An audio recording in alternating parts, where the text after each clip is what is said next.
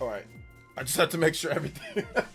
I wasn't sure when it went live or not, because it was acting kind of weird on my end. Okay, so I was vibing with the music in the meantime. Just kind of going back and forth. Justin with the $10 Jow Jow. I'm tired from work and have no comment on Switch Pro guy reporting on the Pocopia machine selling bad. Lol, also tip from someone whose car overheated today, check your antifreeze every now and then. Ah, yeah, gotta check the antifreeze. Shout out to Justin. I know you've been working hard out there. It's getting kind of warm there in Tennessee, right? I know it's warm over here in California. So it's getting to the high 80s, even 90 degrees over here. So it's getting warmer here in California. I hope you're doing good, Justin. But once again, we are going to talk about the Switch Pro guy, Takahashi Mochizuki and Bloomberg. And last night, I knew about Bloomberg. I knew about Bloomberg and I knew about, kind of how some people don't like them. But I didn't know how much people don't like Bloomberg until I actually reported on the story. So I just reported on it normal. I didn't put any other sauce into it, because a few years ago, I did report on a couple of stories that Nintendo flat out denied that Bloomberg said was real, and it wasn't. With the Switch Pro, and the OLED, and a couple other, I think one or two other things. And I kind of just said whatever, yeah. And apparently this guy Takahashi Mochizuki has been saying false information about Nintendo, about Sony, and about Square Enix, to where they've all came out and said something. So I got blasted. I just reported on it normal. Hey, 30% price reduction, or 30% reduction of the production, 30% reduction of the production because of weak US sales, predominantly because of that. I just reported on it normal. But then I got blasted last night by a million people, to the point to where I had to research it more. So I deleted my tweet. I did some more research. I put up a couple other posts and stuff, and I'm like, okay, wait, hold up. This is one, a rumor. People are reporting it as if it's fact. It's not. It's a rumor. But he's been wrong on a lot of things. So I have people blasting me left and right, even from people that are saying, no, you're wrong. People say, no, you're right. People say this, people saying that. So everybody has their own, what they feel about Bloomberg and the reporting. So we're going to go down the list on both sides and kind of say everything. But yeah, I'm looking at it and I'm just kind of yeah, it's not really that. It's kind of a nothing burger. To be honest, it really is. And I'm going to go over why. After I did, you guys made me stay up hella late. I was up till 2, 3 a.m. covering articles and looking and responding and stuff like that. So yeah, I basically the gist of it is, for those who, Bloomberg does this with every system. Usually, not all the time with PlayStation, but they did this all throughout the Nintendo Switch 1 era. Anytime that they see that they can talk about the sales being bad, they will. It doesn't matter if the sales are really good. They'll simply just talk about something, about if they get a little tip here or there, to talk to investors about things. They did this with the Nintendo Switch 1 multiple times. Right before Super Smash Bros. Came out, they said that the sales were sputtering. Smash Ultimate. They said that the sales were sputtering. They created a same type of clickbait topic. They said that this is really bad, that investors, the stocks are down. And that was, like I said, in the height of this, one of the heights of the Switch 2 selling pretty good in 2018, towards the end. They also made another article saying that the Switch story is exhausted multiple times. So this is something that they'll do anytime that they see that there is potential sales that weren't as good. They'll cook up something as to the reason why for investors. So that's what I realized with Bloomberg. It's not actual factual reporting from numbers, from stuff that they have. It's simply just tips that they potentially get. Maybe there's a slight reduction. Anytime that they see something, they'll make a report on it for investors. And that's why throughout the whole life of the Nintendo Switch 1, they constantly said the sales weren't good with the Switch 1. And Switch 1's the best selling system since the PlayStation 2. So that's what my rabbit hole led me in last night, that multiple times Nintendo, Sony, Square Enix, and multiple, and other reporters have called out them for being false or saying that that's not true. So that's what I was up late doing. And I really wish that I didn't have to do that, because like I said, I got no sleep because I still had to wake up and take care of my boy in the morning. So I got no sleep. Anyway, let's get into let's put Justin on here on the board, and then we're gonna get into you guys' comments. We're gonna go over shout outs too, and talk more about whatever you guys want to talk about when it comes to this. We also have a bunch of other gaming news. Like, today was a very big day for gaming news. Like, there was a lot of stuff. Also, we're gonna go over some articles, and like I said, Kit, or more like Kit, not Krista, but Kit from Kit and Krista basically also said the same thing that other people are saying. Like, yeah, this is kind of a nothing burger, because when he worked at Nintendo, multiple times they would say, oh my god, we didn't do that well, even though they did really well. Or a lot of times they would bring up Takahashi Mochizuki and say, wait a minute, where is he getting these numbers from? This is not true. Sometimes they respond, sometimes they don't. So it was just funny to hear Kit say that, because, you know, obviously we don't get many former Nintendo employees that actually go over to content creation. So anyway, let's get to shout outs, and we'll talk about it more, what you guys have to say there. And Sony, big layoffs from Sony. They shut down another studio. And Epic Games, Fortnite makers, Unreal Engine, they laid off 1,000 employees plus, including JP Kellums, who is a former Bayonetta and Platinum Games developer. So he got blindsided. He's one of the better developers in the industry, can speak fluent Japanese for the most part, or understands, or I think he can speak it too, understands Japanese. He's, I would say, a pretty vital asset to any company. And even he was let go from Epic Games. So pretty dark day there with that. Plus we have Marvel Rivals confirmed for the Nintendo Switch 2. We've got a packed show. There's a lot to go over. So it's going to be a good one today. Let's see if we can get the extensions all the way 3 hours out. I mean, if we have to go further, we'll go further. So we'll see how we do. So Big Dean was right in the end. No. What's it called? Nintendo stated that the Switch 2 would sell around the Wii U to GameCube level. So no, he wasn't. Rigo with the $5 dono and says, hey, OJ, if it's not true or not bad, as Bloomberg saying, why wouldn't Nintendo say something if it's affecting their stock? They have done it before. Why wouldn't? Because they're not just going to rush out and say anything when it comes to articles. Sometimes they'll say things, sometimes they won't.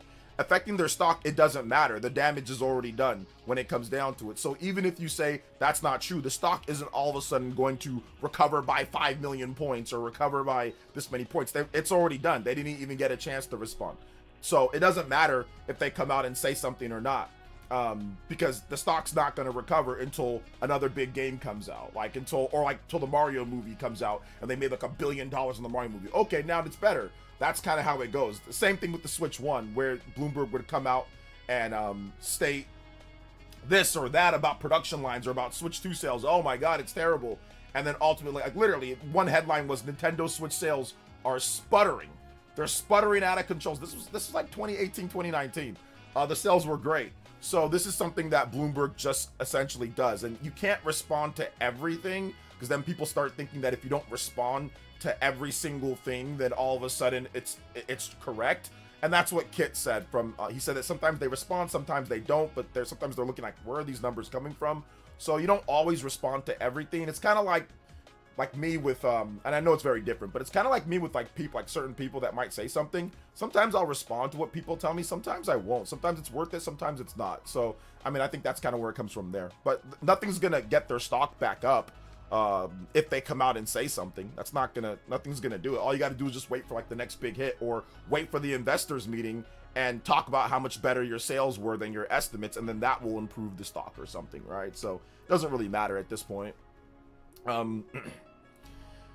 Let's see here. What's up, OJ? Boy, grifters are gonna have a field day with Bloomberg, possibly fake news, Switch 2 poor sales in the US. I don't really think that many people. I mean, it's just gonna be the typical people, but I really don't think it's that, honestly, that crazy or anything like that, because I think most people don't even understand the report in the first place, because they're not talking about sales, they're talking about production of it, which is just, we don't know what Nintendo's production was. So I think grifters are gonna kind of struggle to even formulate what the article is. I mean, they might still say, oh yeah, the sales are bad, but it's going to be very surface level, kind of like a lot of their sales stuff has been throughout this whole time period, to be honest. So yeah, I don't think so. I think it's a mistake to not report. Why play 4D chess? It's not about 4D chess. It's simply just about you're not going to respond to everything. It doesn't matter whether you respond or not. It's not going to change anything when it comes down to it. And then people are going to start thinking that you need to respond to every single rumor that comes out. So sometimes you respond, sometimes you don't. If you feel like it's an immediate threat to something that you're releasing, like the Switch OLED, for example, then you respond, because that report about there being a 4K Switch that's coming out soon with a bunch of developers, which was false, that Bloomberg reported. Nintendo came out and talked about that because they were launching the OLED like a week later. Like, it was coming out like the same week as Metroid Dread. So like, okay, wait, hold up. We can't have that coming out there. Or, for example, the report that Nintendo last year, Bloomberg also put out a false report, that Nintendo was giving Japanese retailers better wholesale prices on the shelving space to incentivize them having way more systems on the shelf. And Nintendo was like, yeah, that's also not true. And that was like close to launch. So they're like, wait a minute, no, like we're about to launch this system. That's not true. So I think it's really based off of stuff that's like about to launch or stuff that's going to immediately affect a product that's coming. If it's something that's just, okay, you're just saying production, which once again, Nintendo doesn't give production numbers. They don't give how much they're going to produce. They give how much they're going to ship, but they don't give production numbers. So if you're not going to put out any evidence or any proof of your production line, then there's really, you can respond to it or you can not respond to it. Now, I know Sony, for example, they responded because they're about ready to launch the PlayStation 5, or it was very early in the PS5's life. So Sony did respond to Bloomberg's false report about the production line, because they said the same thing. Sony's reducing or increasing the production line or whatever the case was. And Sony came out and said, no, that's not true. Because I think, once again, you're talking about a product that just launched that affects everything that's happening right then and there. So I think that's the reason whether they decide to say something or not. It needs to be like an immediate thing, right? Like, that's an impact. If it doesn't, then you can just let it go, or you can just let it be whatever it is. People can talk about whatever they want. And then when you have your sales reports or when you have your investor meetings, you can go into more detail there or discuss stuff at that's what I think, at least. Let's see here. Helix with the $5 says Dreamcast guy already made a video saying Switch 2 flopped. Of course, once again, I think it's going to be people that just are just going to say random stuff or say whatever, but I don't think he said that it flopped. I think he was just talking about the production being down in like the US sales. Once again, surface level stuff. Shout out to Dreamcast guy though. He's the homie. Let's see here. He's really getting into fans like YPU. I think meant you. What's up, OJ? Having a great day? I'm having a good day. I think meant trolling. Okay, trolling. Yeah, trolling. The Bloomberg article got Nintendo come out of hibernation. He just posted a video about it. Yeah, of course. He had nothing to talk about because Pocopia was doing so well and it was selling systems. So it's something for him to actually make money on. So I can see why he would come out of hibernation there, because he really had nothing. He didn't want to talk about Pocopia actually doing well in the sales and all that because he's a grifter. So he didn't want to talk about that. So I think that's the reason why he comes out of hibernation now, is because, I can make money off of this and I can get views. So, yeah. Let's see. I really thought Nintendo Switch 2 was doing well. Nintendo Switch 2 is doing really well. Once again, it really is. There's actually no system that sold more than the Nintendo Switch 2 in the first 7 months. It's a little bit less than that. No system's ever done better, and even with the US sales, no system's actually done better outside of the GBA. The GBA is the only system that has sold more than Nintendo Switch 2 in the first 7, let's just say 7 months. It's a little bit less than that, but no other systems actually sold better. And even, no, that doesn't even go for the first 9 months, my bad. Matt Piscatella put out a article, or put out a tweet on Blue Sky talking about that. And we're going to go over all of that too as well. But no, there's actually no other system that's done better outside of the GBA. That's the only system that has sold better in the US, which this is where this article comes from. There's only one system that's ever sold better, and that is the GBA. So outside of that, no other systems actually sold better. So it is actually selling really well. Once again, people are just taking Bloomberg, who says the same thing who's lied about a lot of things or been false about a lot of things. But once again, Bloomberg will always make an article to investors talking about sales numbers if they feel that there's something that it's not as good as it could be or whatever. It doesn't matter how well a system ultimately ends up selling. Bloomberg made multiple articles about the Switch 2 about the Switch 2 Switch 1 sputtering. Like literally, they used the word sputtering. The sales are sputtering. They need to cut the price. Bloomberg did this multiple times throughout the Switch 1 era. So after my research, I realized that's kind of just what Bloomberg does for investors. It's not like they actually feel or have any real inside knowledge on how a system's really doing or anything like that. They're just doing it for their investors. It is funny seeing the same people defend the PS5 report from the same writer now fully accepted it. Lol. Yeah, I do think that there is some PlayStation fans that will not accept what Takahashi Mochizuki says, because he's also been wrong on a number of things with Sony. But yeah, there are some obviously double standards, but or like fanboy type of stuff. But for the most part, I think a lot of people do know that. Wait a minute, Takahashi Mochizuki's been wrong on a lot of things, so we're not going to take it as like he's like, you know, he's 100% or anything like that. Thank you, Justin, for another $3 dono. I appreciate it. 23 on the board. We are out here. Lost my membership. I'll payday. I'll fix that. Hey, it's all good, man. Don't feel any pressure. You're okay, Jago. Thank you for the support, though, brother. I appreciate that. Switch 1 used to be the best console, but now Switch 2 is the best console. Switch 2 selling so bad, it's sold out. Well, it's not completely sold out everywhere. There's definitely low stock and sold out in some places, but it's selling a lot better now than it was in January or February. That's for sure.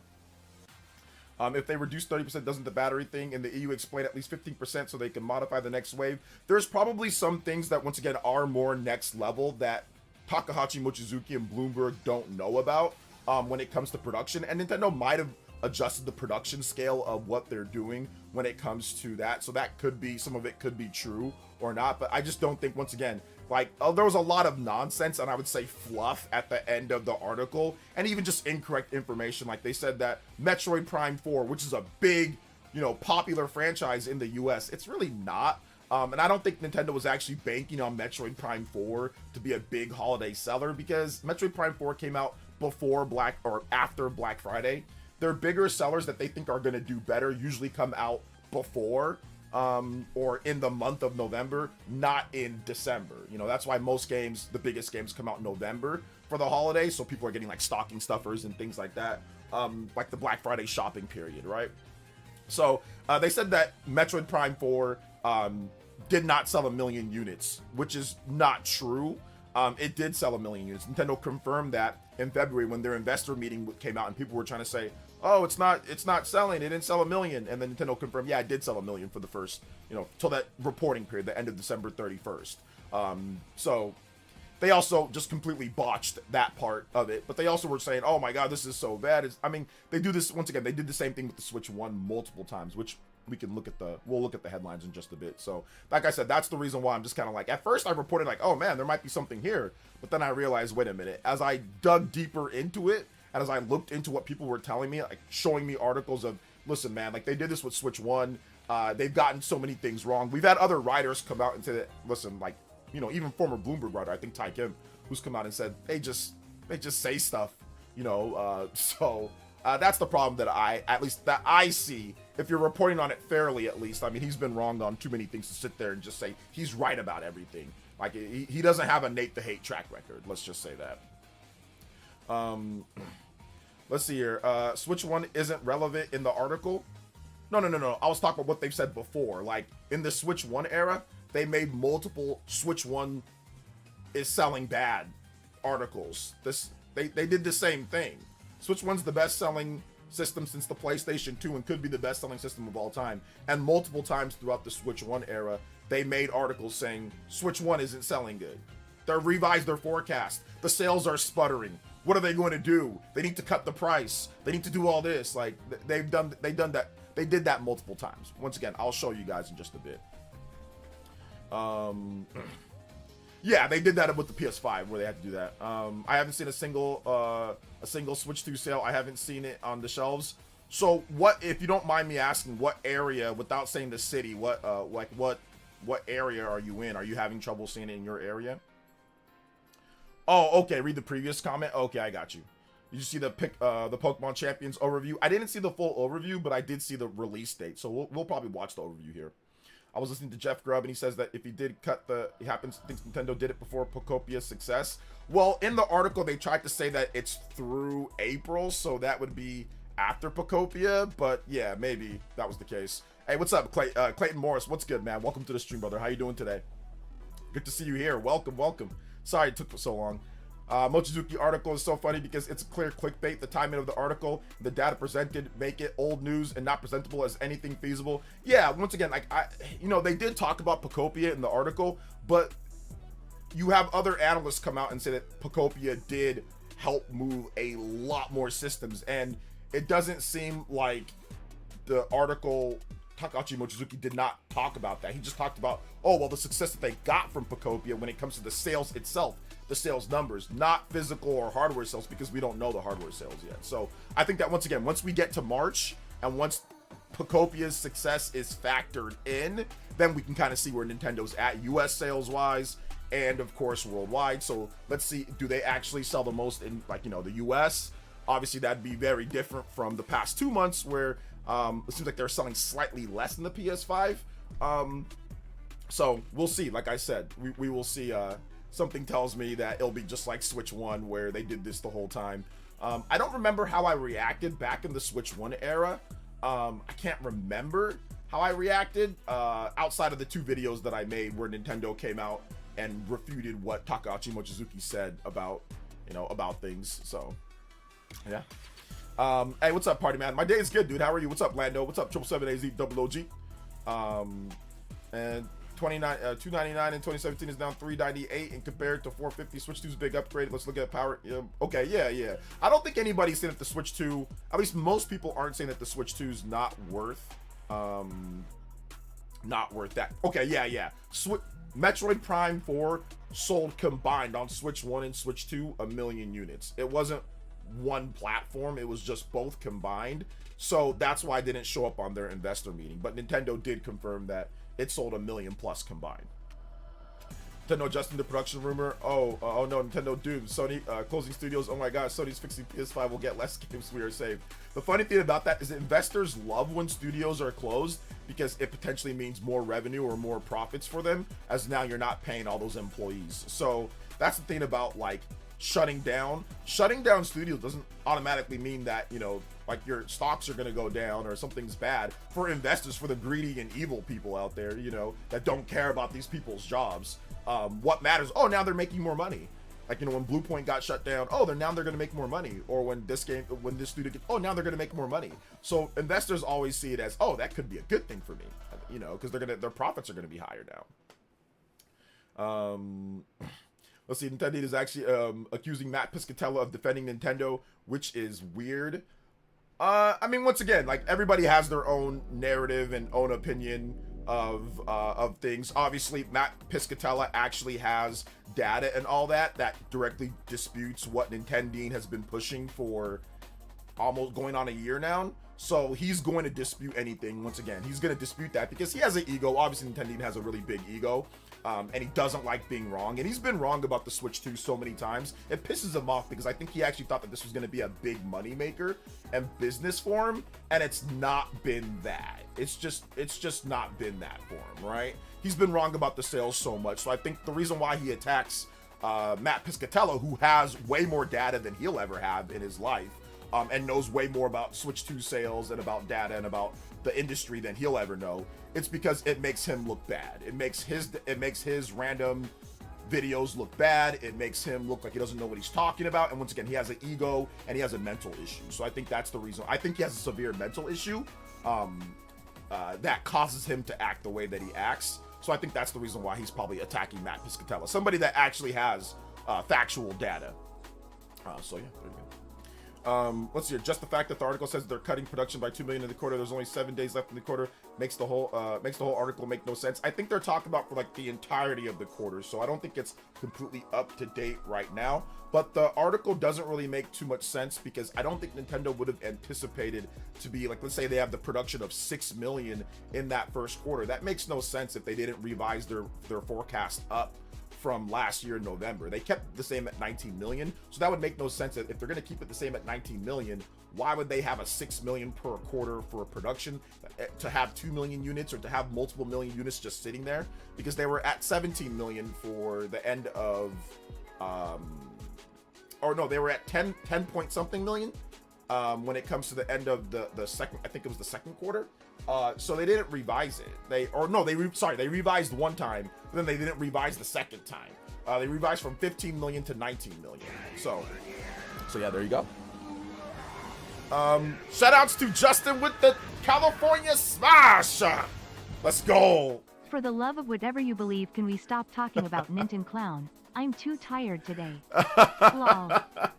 No, I don't mind it because, like I said, I don't think he's never gonna debate or he's never gonna come out. So I don't mind disputing, what he has to say. I do think that we should stop giving him attention. He's clearly just like a clout chaser and like I said, a really weird individual. Attacking Matt Piscatella that actually has data is just completely is complete cope. And I know that he's done it before. Like, he attacks anybody that actually has real data that disputes what he says. He attacked Stealth for being he accused Stealth of being a secret Nintendo employee. Like, the guy is loopy in the head. There's something wrong. Like, there's definitely something wrong. It's like Nintendo shot his dog or something like that. So I don't mind talking about it, but I don't think that we should be giving him any attention because I do think that he just makes up things because he's upset and he wants to make money off of Switch 2 grifting. I think so. I mean, I don't think there's any point in bringing him up, to be honest, but I mean, if you guys are going to bring him up, I'll address whatever you guys say. But I agree with Justin. I don't think there's any reason to bring him up at this point. Like I said, he said that the Switch 2 was going to sell Wii U to GameCube numbers. So anybody that made that prediction isn't really worth talking about at this point. They're just here. So yeah, there you go. That's my take, at least. Shout out to Justin. Thank you for the $30 California Smash. Justin now up to 43 on the board, 30 on there. Anybody does 30 more, you can tie up Justin or pass him up, or 43, you can pass him up on the Hokage board. And also combo breaks and overclock, 45 minutes extension. Overclock buster. Yes, sir. Yeah, the Linda McMahon tweet was crazy.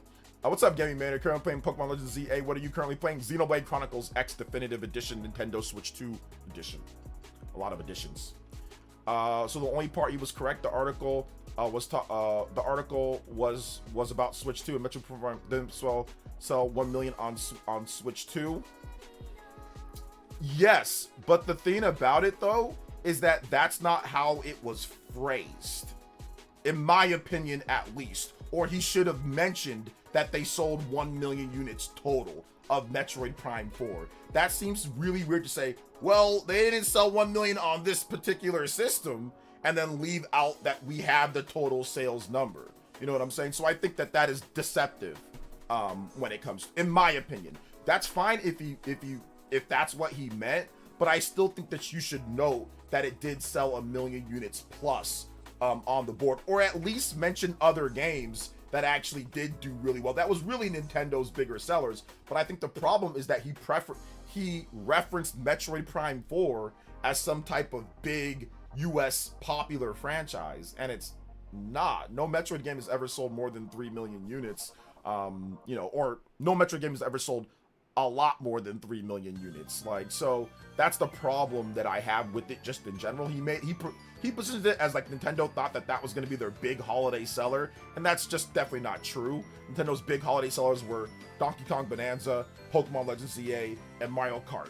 Those were the system sellers for them in the holiday season. It was not Metroid Prime 4. So that's the issue that I have. Getting back to games, did you see any of the Tomodachi Life previews? I did not read any of them, but I heard Stealth say that they were really good. Who was banned from the subreddit? Who are you talking about? Let's see here. Metroid Prime 4 was never to sell 1 million units on the Switch 2 itself. Oh, it can definitely sell 1 million units on the Switch 2 itself over time. I don't think that many people bought the game on Switch 1. I do think that the split is higher on Switch 2. I think it might be a 60-40 or 70-30 split between Switch 2 and Switch 1. But once again, we will see. Maybe Nintendo will give us an update on that. Maybe they won't. We'll find out. But I do think that eventually that it will sell 1 million plus on Switch by itself. What's up, J-Views? Welcome, man. How you doing today? What I don't get about grifting is that you're right, and the system sales were trash. You sure gain credibility a bit, but the conversation around the system stops and you don't make more money off of it. Can you explain what you're talking about? What I don't get about grifting is that if you're right and the system sales are trash, you sure gain credibility, but a bit of the conversation around the system stops and you can't make more money off of it. When it comes to grifting, you can consistently grift off of something. You can basically grift till the wheels fall off. When it comes to grifting, people did that with the Wii U. Wii U sales were not good, and all people did was constantly bring up different things. So essentially what some of these grifters are doing, they're applying that same thing with the Wii U, but they're gaslighting you into thinking that with the Nintendo Switch 2. They did that with the Nintendo Switch 1. They actually did that throughout all the way actually pretty much throughout up till COVID. The Switch 1 sales exploded, so you got less and less people that did that, but there was Bloomberg articles and grifting on Switch 1 sales even back then, all throughout 2017, all throughout 2018, a little bit throughout 2019, and then it essentially stopped when Nintendo was reporting record sales numbers in 2020, like massive Animal Crossing sales numbers. That's when it essentially stopped.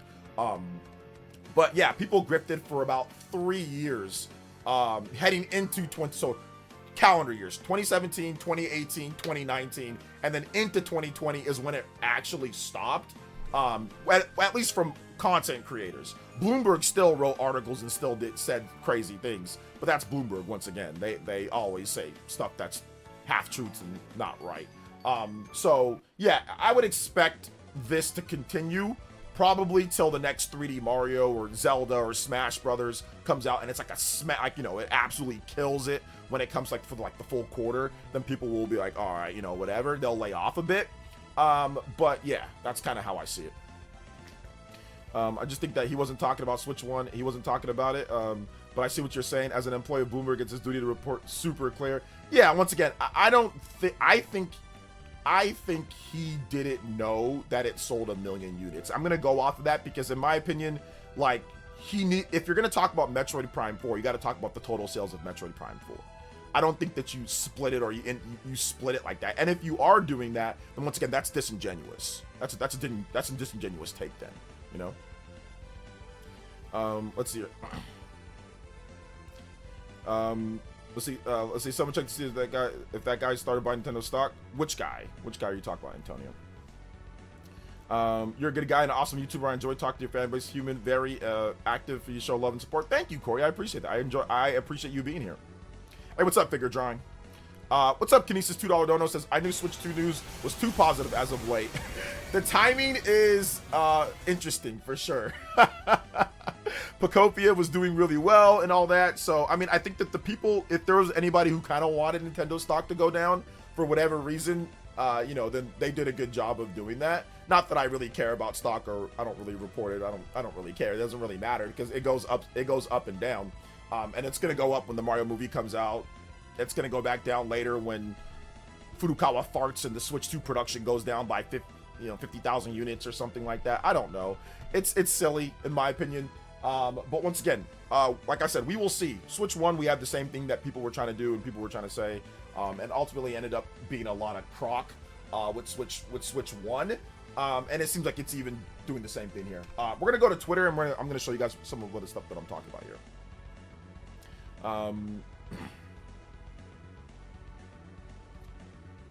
Let's see here. Okay, so let me show you guys what I'm talking about here. Post filters.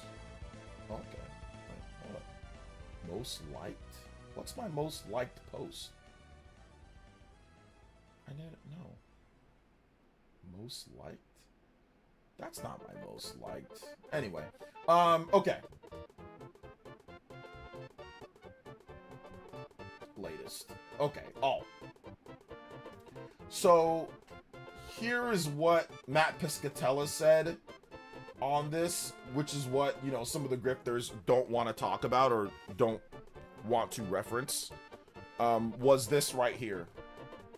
Matt Piscatella from Circana seems to dismiss the Bloomberg Switch 2 article on the production cut and weak US sales. Switch 2 is selling faster than any other system ever compared by at least 29% and as big as 302% in the US. Only the GBA did better with the first 9 months. So Matt Piscatella on Blue Sky, he's the Circana sales analyst. He goes over all the US sales data and he says, wake up, babe. The spiritual successor to the Switch story is exhausted. article just dropped. So what he's referencing here, the Switch has exhausted, is the constant articles that Bloomberg would write saying that the Switch 2, nobody cares anymore, nobody likes it anymore, it's exhausted, the story is done, the sales are sputtering. But yeah, that was an actual quote. The Switch story is exhausted. So they would constantly make, you know, articles or talk about that. And that's why I said, like, that's why I'm just kind of like, on this one. This one doesn't really, I'm not really alarmed or really shocked with Bloomberg or really like, oh my God, because once again, they did the same thing with the Switch 1, even when the Switch 1 was selling really good. So Matt Piscatella also put up this tweet as well. He added saying that he felt that the sales weren't like anything insane when it comes to the holiday, but they were not bad. He also said that on Blue Sky. So Matt Piscatella put up this, and this is what some of the grifters were angry about, saying that their Nintendo, like Matt Piscatella's a Nintendo fanboy, just defending Nintendo. All he did was put up facts and stats. Like, he put up the actual facts, and, you know, grifters got upset with facts because, you know, Takahashi Mochizuki, he's not reporting like the production, he's not reporting facts, he's reporting a rumor. He's not reporting facts, it's literally a rumor. Matt Piscatella's reporting facts, and grifters are getting upset with it because it disputes their grift, it disputes their money making, it disputes what they're saying, you know. So that's the reason why they get upset when they bring up Matt Piscatella, because Matt Piscatella is not stupid, he's not an idiot, and he actually has the numbers. So anyway, Matt Piscatella puts up this and says US Switch 2 hardware sales or hardware install base compared to other consoles after 9 months on the market. So February 2020, so this is up till February 2026. So this is in comparison. So what's the percentage above what the Switch 2 has compared to other systems in the US only? We're talking just about the US. So if you go all the way down, it was 302% above, and I think it's like at 4 point something million or whatever. 302% above the Wii U, 139% above the GameCube in the same time frame, 120% above the Xbox 360 in the same time frame, 96% above the 3DS, 73% above the Xbox Series S, 61% above the Xbox One, 56% above the PlayStation 2, 45% above the Nintendo Switch 1, so that's also a pretty big one with the 45%, 34% above the Wii, which the Wii was insane in the first 9 months, 30% above the PS4 in the first 9 months, and then 29% above the PlayStation 5. Now, this could be cut a little bit more, or it actually could increase depending on where Pocopia is and how Pocopia does. So we'll get the 10 months I think we'll get the MPD for March. We'll get that in April. So we'll find out how Nintendo Switch 2 did then and how it compares in the first 10 months in the US. And of course, we'll get Nintendo's financials in May. So we also stated that remains the second fastest selling hardware in tracked US history from 1995 to 2026, only behind the Game Boy Advance. So the Game Boy Advance has done slightly better here in the US. Game Boy Advance, I think, was also $99 at launch. So there's also that aspect. So anyway, this is the reason why, once again, that I'm kind of just like, we're also going to go over what Kit and Krista, or Kit, had to say. We'll play that video as well. So yeah, once again, I'm sorry for the first report that I put up. If you follow me on Twitter, I forgot that Takahashi Mochizuki, he's just kind of like, Matt Piscatella has had to come out and talk about Switch 2 sales a number of times when people just make clickbait articles. So yeah, I'm inclined to believe that the article is clickbait. So yeah, not that you're letting Nintendo live rent free in my head. Oh, I'm not. I said he's allowed to say whatever he wants when it comes to that. But I mean, if you're gonna come here and attack me personally, man, and talk about like my wife and stuff like that, I'm just gonna tell you to leave, brother. So thanks for coming out to the stream, man. I appreciate it, and I'm just gonna go ahead and ban you. Like, you're coming here way too aggressive. You didn't even say hi or anything like that, man. So I need you to chill out. All right. So I need you to chill. And like I said, you came here way too aggressive, fam. I did offer, I mean, to answer your question, yeah, I offered Nintendo if he wants to come through. I'll pay him since he didn't take my offer of just coming through and talking like a normal YouTuber would do, because he's too scared, you know, to talk to somebody else that knows more than him. That's why he's attacking Matt Piscatella, because he does not want to talk, or he does not want to discuss actual data with people that know more than him. He just wants to make money off of really stupid people, off of really his, you know, grifting type of stuff. That's really what grifters do. But yeah, you came in here way too aggressive, homie. And I'm just gonna go and hit you with the ban, man. So, because like I said, you came in here way too aggressive for no reason. You didn't even say hi.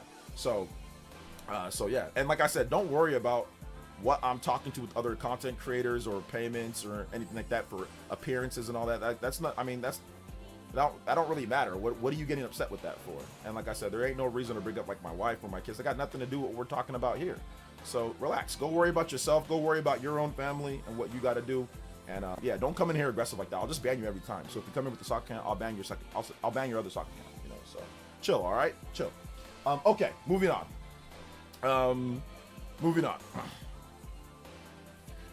So let's see here. Here come the trolls. Nah, I don't think it's really going to be an avalanche of trolls. It's just like I said, it's probably just like weird Nintendo fans, you know, that have been here before they got banned. But like nobody's bothered by anything. Like it's simply talking about video games. That's my job. My job is to get the truth and is to talk about video games. And people have requested multiple times that, hey man, it'd be cool if you did a debate. So I tried to get him on. That's it. He doesn't want to come on. He's afraid. He's actually terrified of talking to me or Nintendo Prime or to really anybody when it comes to Switch 2 sales. So that's really what it comes down to, man. Like he's just scared. He'd rather just talk in his echo chamber, or just, you know, avoid any type of other YouTuber contact that knows about sales. He'd just rather avoid that completely so he can keep his grift going. So, you know, like I said, it is what it is. The offer is still available to him, but yeah, he's never going to come on because once again, he's very, very terrified of discussing sales numbers with another YouTuber, which seems just super weird to me. Like that shouldn't be a problem, you know? Anyway, moving on. Let's see here. Does Takahashi even have access to the US numbers? He only knows the stuff that we know. He knows that the Switch 2 is sold the best in the US when it comes to anything that's been considered a home console, at least. And he knows that it's number 2, right behind the GBA. He knows that it's sold better than anything, but once again, that's not his goal. That's not his goal with Bloomberg. His goal with Bloomberg is for investors. So his goal is to his goal is to talk about stuff from an investment type of outlook, and it's usually going to be negative when it comes to Bloomberg. Once again, they did that with the Switch 1 all the time. So they don't really care about the Switch 2 sales being good. Like that's not their goal. Their goal is to drive whatever when it comes to the stock market for their own thing, and to get, you know, random opinions of random analysts who have no idea what they're talking about when it comes to Switch 2 sales, because they're not talking to Matt Piscatella. They're not discussing it with actual analysts that go over the data. They're going over analysts that I've never heard of, that probably don't even play video games, to be honest. So yeah. All right, so let's go over another thing that I saw. So this is what I was talking about with people. I think it was this might have been that guy Oracle. That might have been him here. So this is what I was talking about right here, where Bloomberg has written multiple, like where people were messaging me like, OJ, you got to be careful about reporting on them, because this was in 2018. So this was about a year after, or about a year and a half after the Switch launched. This was right before the launch of Super Smash Bros. Ultimate, which by the way had record number of hype, pre-orders, people going to buy the console. The sales numbers for Nintendo in November of 2018 were good. We saw that it was selling very well, and people were very excited for Super Smash Bros. And Bloomberg writes an article stating that Nintendo Switch loses shine with shipments seen missing target. So they don't care about how well the Switch was doing, because the Switch 1 was selling well. They don't care. They're just going to talk about whatever stuff for investment. So price cuts, new models needed to reverse trend. So not Super Smash Brothers, that was literally coming out in like 3 or 4 days. Super Smash Brothers won't reverse the trend. What will reverse the trend is price cuts and new models, which by the way, those price cuts never came. We got new models. We got one new model the following year, and then another new model 2 years from then. in 2021, or 3 years from this point, but price cuts never came. And they're just going to report on stocks. Stocks about 33, down about 33% from January on dearth of games. So even when the Switch 2 was selling well, or sorry, Switch 1 was selling well, they were still writing articles about how bad everything is. Once again, the Switch 1 was selling well, even with not as many games. But it doesn't matter. The stock price is still going to be affected. They're still going to talk about it from an investment perspective. Obviously, Super Smash Bros. Came out and it sold incredible, and they didn't even care. They didn't even write a follow-up article about Super Smash Bros. Or anything. They don't care. So that's what people were showing me, like, OJ, like, they do this all the time. And this is what Kit was talking about. Like, some of their articles are just random, just insanely negative for no reason, even when they're doing well. So yeah. Let's see here. Nintendo had a new 3D Mario game or a new 3D Zelda game for Switch 2 console for the holidays last year. Nintendo wouldn't drop production in the US. We don't know if they are dropping production in the US, Shane. It's a rumor, so we can't talk about it as if it's a fact. That is a rumor. They could, but they could not. So I'm not going to address it as if it's actually true, considering how many things he's gotten wrong. Let's see here. Bro, the story is out here for sick manipulation. The problem is not current sales. It's amazing. Sales potential is based off projections down the road due to the lack of first-party banger. The story's out for this, out there for the stick of manipulation. Okay, so yes, I understand that, but the reason why I say that might not necessarily be true, Timothy, is because they wrote an article which is the same exact thing. This was literally, look at the date on this. This is November 27, 2018. This is literally a few days before Super Smash Bros. Ultimate dropped. So this has nothing to do with upcoming games. In my opinion, I don't really think it does, because you would not post this article right before, not only that, but Pokemon Let's Go already came out. And that also did really well and helped boost up sales. So 2018 was Pokemon Let's Go, and it was Super Smash Bros. Coming up. They still posted the article, even with Pokemon that just came out and was doing great. And then on top of that, once again, you look at Super Smash Bros. Was coming up. So they had Smash coming up, and they also had, I think they had Animal Crossing. No, they didn't have Animal Crossing. Sorry, that was the following year. But yeah, they had Super Smash coming out, man. And that's like a blockbuster. You knew that was going to do incredible. And they did not care. They were like, oh, dearth of games. Oh, no, they need, no. So while I agree with you to a degree, it's like the future because they don't have like a banger or like a Mario or something. It doesn't matter if they did. They probably would have wrote the same thing, just like this article here with Super Smash Bros. Coming out in a few days, you know? I mean, obviously they probably were writing on this article. They were probably writing this like for like the month of November, but Pokemon launched and Super Smash Bros. Was launching right after that. So yeah. So regardless of that, you know, let's see. Oh, I finally beat Azure Moon. Hey, shout outs. Let's go. Grifters, oh, they get cooked in a debate. The audience is very fond of loudly minority, willfully ignorant gamers. Yeah, I mean, I get it. I get why they don't want to do a debate.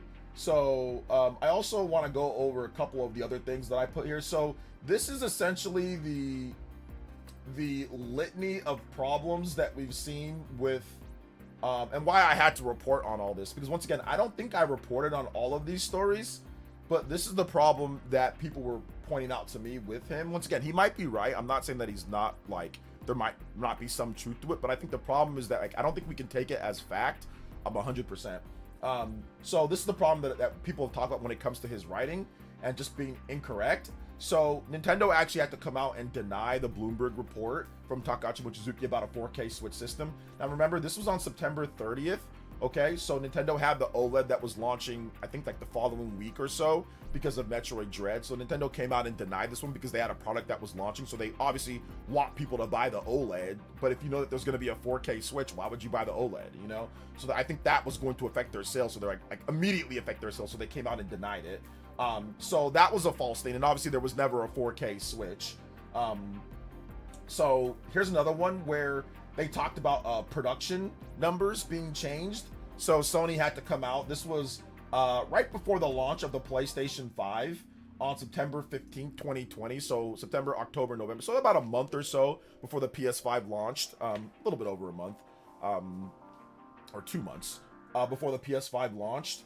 And Bloomberg put out an article stating that, you know, Sony's changing production numbers, that they have reduced their manufacturing plans for the PS5 by 4 million units due to complications making a key component. Now, there was a chip shortage, which we did know about, but I think that's maybe where they got some of their information from. But, you know, they said that according to sources familiar with the matter, speaking to Bloomberg, which reports there have been production issues with the upcoming console custom designed system on chip. So then Sony came out and said Sony has reached out to GameIndustry.biz with the following statement denying the Bloomberg report. While we do not release details relating to manufacturing, and no company does, Nintendo doesn't either, the information provided by Bloomberg is false, the statement read, or it could be old or it could be false, whatever. So there was also that one, which is very similar to what we're talking about now with Nintendo. And then with this one, this was last year. This was June 2nd. So this was right before the launch of the Nintendo Switch 2. So of course, once again, that might affect what a retailer thinks or what a retailer talks to them about. And essentially Bloomberg reported, Takashi Mizuki reported that Nintendo is setting wholesale prices in Japan so retailers can earn more from each sale of the Nintendo Switch 2. Now remember, we already knew at this point that there was a Japanese only Switch, so if they're not talking about that, because we already knew about that. Apparently in order to ramp up console sales. So Nintendo came out and stated, no, there was a report related to the wholesale price of Switch 2 in the Japanese market was published. We want to clarify that this report is not true. So, and they talk about how they don't disclose information about business conditions and distribution. So, there was also that article. Oh my gosh, it just keeps going. Then there was another article. So the article that we talked about before Super Smash Bros., that was in 2018. So then Bloomberg comes back in 2019, even after Smash Brothers dramatically improved sales and all that, whatever. Like I said, they don't care. They do not care. Anytime that they say that there could be a dip or there could be something that affects investors, they will spin it in a very negative way. So this was written in 2019, where they say Nintendo Switch sputtering sales, or Nintendo Switch sputtering less than 2 years after debut. So less than 2 years after debut. So I think this was early 2019 for this article. And they said console shipment forecast cut to 17 million from 20 million. Price cuts seen as necessary to reignite demand for Switch. So the Switch was, at this point, it was $300. I don't think the Switch Lite was out yet. Yeah, Switch Lite wasn't out yet, but it was $300. And they were saying that, oh my God, they have to cut the price in order for it to sell, or it's going to be in trouble, or it's going to be this, or it's going to be that. So, like I said, once again, I'm not outright denying what Bloomberg's saying. I mean, there could be somewhat of a drop, but it's just, they just kind of say things, guys. They just kind of say things. And that's really what it comes down to, is that they just kind of say a lot of stuff, man. So, I don't know what to tell you guys. I don't know what to tell you guys. Also, like, another thing, I'll put this up too. So, Ty Kim, who also worked for Bloomberg at one point. He worked at Bloomberg Opinion. So he I guess he might have been maybe a former employee, a former colleague of Mr. Mochizuki. So Ty Kim had this to say on Twitter as well. And he said, he basically quote tweeted the Bloomberg article. And he said, another ridiculous negative Bloomberg story on Nintendo after the company published sell-through console sales data in early February for the December holiday, reaffirmed FY guidance, and now consoles are selling out around the world after Pocopia. This author has been flat out wrong several times and has been writing conflated negative Nintendo takes for years. So, once again, I don't know what Ty Kim, he's a writer. I don't think he's not posting about Nintendo all the time. So, like you have these, like I said, you have these people that are trying to say, like, you have these sleeper agents for Nintendo that work in media or something, or like stealth. It's like, oh my God, no. People just see the actual sales numbers. So he goes over Nintendo's financial reports and, the sell-through. I mean, this is the chart that Arlo couldn't read. He said that he doesn't understand what it means. So, that's the chart right here. So I'll break it down for you guys. So this is essentially comparing the Switch 1 sales and the trajectory from week to week. So week 1, week 3, skipping 2 weeks in between, right? And then you can basically line it up like a chart, right? Like a graph. Line it up. Look at the bottom, week 1, and then look at the left, and then you can see this is from 0 to 5 million units, and then you can see where it's at. So the Switch 1, that's this line right here. The Switch 2, that's this line right here, and then you can see the trajectory of the week sell-through in estimates to customers. The week 1, week 3, week 5, and you can see that the Switch 2 has sold faster, significantly faster. It's actually a little bit above 15 million. They just rounded it to 15, but it would have been right on that line if it was 15, I guess. But maybe it's a bit above, or what they have tracked, over 15 million units. And the Switch 1 hadn't even reached 15 million units. And the difference between this and I think this is where it trips people up. They think that, oh, it's the same within the same amount of weeks. And it's like, no, it's not within the same amount of weeks. If you go to week 29, that's when Switch 2 sold 15 million units. But for the Switch 1, we're in week 45. So 20 plus weeks later, right? Multiple months later. And the Switch 1, by week 45, hadn't even reached 15 million units sold through yet. So the Switch 2 is doing significantly better when it comes to the sales. Now, another thing that I want to go over too, which if you guys have questions, let me know in the chat. Sorry, I've been yapping for so long. Let me actually read some of you guys' comments. Let me read some of the comments, because like I said, I've been yapping for a long time, and I think you guys might have comments about things. So let me go back. If you guys have questions or comments, let me know. Jackson says, my issue isn't with quarterly 4 million. That may or not be true. My issue is claiming they expected 6 million for a slower quarter of the year. That's just absurd. Yeah, exactly. Once again, it doesn't, and I said that in my video, Jackson, it doesn't make sense that they would have a production unit that high for a historically slow quarter. They didn't, like, it's not like they launched like with Pokemon Legends or like some type of big video game that was going to push a bunch of units. Nintendo did not revise their forecast last year, so I don't understand why Nintendo would think that they need 6 million of production beforehand. That just doesn't seem to make sense. Now, Kit did say that sometimes they have crazy expectations, but that doesn't seem like Furukawa would make that type of call, you know? It doesn't really make sense. So yeah, we got the same guy came here with just a different account, so we're just gonna go ahead and ban you, man. Like I said, you're acting really weird, dude. Once again, I will say this once again. I offered to have him on the show. Since he didn't want to come on for free, like normal YouTubers, I offered to pay him to see if he wanted to come on so we can discuss things. He opted not to because he's scared. Plain and simple, man. Like, just stop acting. You're acting super weird about it. You're acting really, really weird about it. Like, once again, I offered to pay him for his time. If his time is valuable, that's fine. I'll pay him for his time. It's no big deal. Like, I can pay him for his time. But he also declined that too, because once again, he was scared. I don't know why you're acting so crazy about it, bro. Like, people get appearance fees all the time. Some people that think that they're too good, they get appearance fees. That's fine. I can pay him if I feel like it's worth it. In my opinion, it would have been worth it to pay him because I would have cooked him, and a lot of people would have came out to the stream, so it would have been financially viable to do that. Now, most people I'm not going to offer any money to come on stream because there's no point. But with him, considering how, once again, he's tried to talk about how much I don't know what I'm talking about, and he's bashed everybody else that disagrees with him, I thought that it'd be worth it to pay him. So that's really it. That's all it comes down to. So you can, he said no. I'm not gonna pursue it anymore, so you can drop it. Stop asking. Stop bringing it back up. Like, it's weird, dude. You're acting weird. Don't worry about grown man business. You know what I'm saying? Worry about yourself. Worry about your own finances. Worry about your own money. Okay? Cool.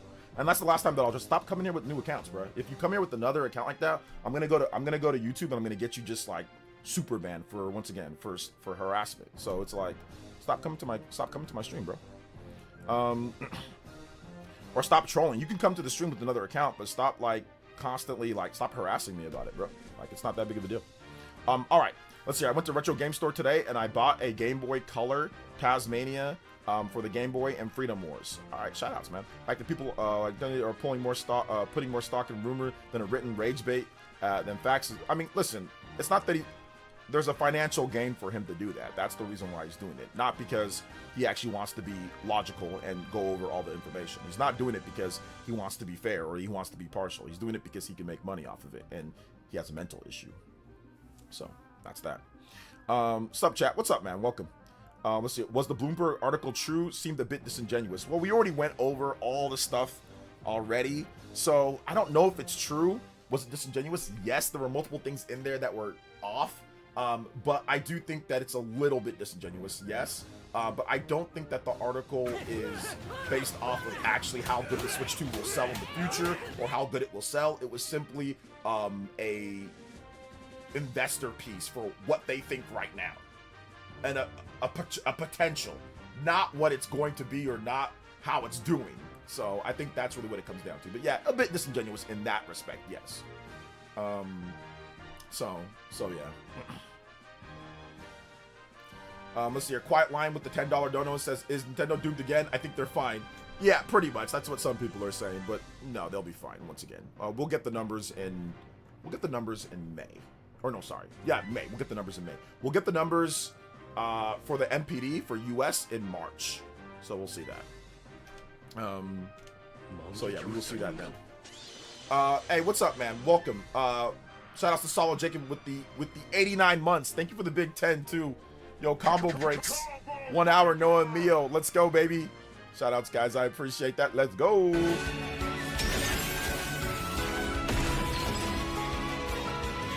Yes, for your support. Shout out to Solid Jacob. How's the little boy doing? Let's see. I was playing Mario and Luigi Brothership, and people remember complaining about the hand holding. Yeah, it's a little weird. They need a Switch 2 update for that game. Just I got the generation pack from Amazon. Also, everyone is welcome for the Pokemon Champions news that happened while I was super busy at work. Yes, Pokemon Champions, April 8th for Pokemon Champions. I might have a video about that tomorrow, but we'll see. Also, Varkster with the 20. Aussie. Says, I'll just throw 20 at you since it was, I want a funny number to go up there, but I'm getting pretty broke. Gotta afford all the games. You gotta play your games. That's what you gotta do. You gotta actually play your games. You know, that's something that a lot of these grifters don't do. They don't actually play games. So you gotta actually play the games. You gotta play them. You play your games, but you know. All right, let me get your music request for you. Humming the bass line. Wait, what is that? JSR? JSR. Okay. Oh, that's Jet Set Radio. No, all of this music is copyrighted from Sega and from random people, so I can't play that. If you can pick something else, I got you, Kinesis. I need to take the leap and upgrade to Switch 2. I absolutely recommend it, man. I mean, it's pretty much the Switch 1, but just way better. Significantly better. But it also offers a bunch of stuff that Switch 1 didn't have, like mouse mode and certain things like that. It also has a pretty cool boost feature. So you can play Switch 1 games at much better resolution than they were on Switch 1 because it tricks the system into thinking that you're playing docked but with a portable profile. So they just added that too. So it makes the Switch 1 games look way crisper, way better, even portable. Not perfect. There are some games that are a little bit more weird with it, but most of the games look better. And of course, Switch 2 runs all your games better for the most part. If a game has a 30 FPS with dips, it's gonna lock it at 30 FPS for the most part. If your game has uncapped frame rate, where it runs like at 30 something or 40 on Switch 1, it's gonna run at 60 on Switch 2. Like Bayonetta 3, for example. So you can play Bayonetta 3 in 1080p 60 frames per second on Switch 2 or 900 or whatever. You can at a good resolution and good frame rate. So there you go. Retro says, I wasn't fully aware there was a Switch 1 launch. Which console had a better launch, Switch 1 or Switch 2? Wasn't fully aware there was for a Switch 1 launch. Switch 2 had a better launch than Switch 1. It outsold it significantly. It's 45% above the Switch 1 right now at this point, 9 months in the US. Worldwide, I think it's actually a little bit higher worldwide, but I'm not sure. We already got some numbers from Circana. We already got some numbers that refute this from Circana. How would Nintendo be 45% up compared to Switch 1, yet ramping down production due to low sales? Bruh. The thing about it is that, yes, they're 45% above the Switch 1 sales-wise with the numbers that have sold. But where there could be a difference is what Nintendo expected for the quarter, but the 6 million number just seems way too high because Nintendo did not have anything, past Metroid Prime. Like there was nothing in the first quarter that would warrant that type of production. So that's where I think that it's just weird. Pocopia is good and all, but like I don't think Nintendo expected Pocopia to be a big system seller or mover. I think they expected it to sell, you know, probably at the higher level of Pokemon spin-off games, but Pocopia is selling much better than what a typical Pokemon spin-off game would sell. So I think that's really the issue there. So yeah. Let's see. Some games in boost mode, like Ni no Kuni 2, will no longer be able to hold 60 FPS without boost mode. Yeah, I did see that video from MVG. That's why I said there are some issues with some games. So yeah. Did you see that Chris Dring's quote tweet and Bloomberg article? I did see Chris Dring's quote tweet and Bloomberg article, but once again, Christopher Dring, he's a weird guy too. He kind of just, I want to say he just says things, but he's just, like I said, weird. He's just kind of weird with some of the stuff. Although he's not as crazy as Takahashi Mochizuki, or not as, I don't think he's as wrong when it comes to his stuff. And I think he acknowledged that the Switch 2 is still, he's comparing it, like I said, he's doing a weird comparison between Switch 1 at certain intervals for like the holiday at this very specific period, and that's how he feels, and that's fine. But he's not comparing it from an overall standpoint when it comes to full detailed sales. And he's also using, oh, well, the Switch 2 had record-breaking sales, so it's not as good now. So he's not doing it based off of an actual, like, oh, the system's selling really good, which is what most people would do it from. But when it comes to Nintendo, they're not doing it that when it comes to Nintendo like that. With Microsoft and Sony, they're not gonna do the same thing. They're not. Like when Sony comes up with their PlayStation 6, they are not gonna sit there and say, oh, and compare it to Nintendo Switch 1 or compare it to Switch 2. They're not gonna do that. They're gonna try to find different systems to compare it to and say, oh, well, relatively speaking, oh, well, there was a chip shortage, or oh, well, there was this, or oh, well, there was that. Like they're gonna find different ways to manipulate it and kind of go to where it makes sense to them and their viewer or audience base or something. But when it comes to Nintendo, you're going to have to you got to try to clickbait it towards what is the hottest thing or what was the newest thing, which is Nintendo Switch 1. But almost zero.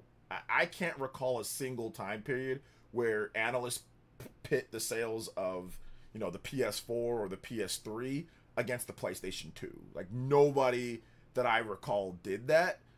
There might be somebody out there that did it, but people weren't doing that with the PlayStation 2. It was just like, oh, well, that sold really well, and oh, well, Sony doesn't have to hit those numbers, or it's not a disappointment or whatever if it doesn't compare to what the PS2 did. So, so there is that too as well.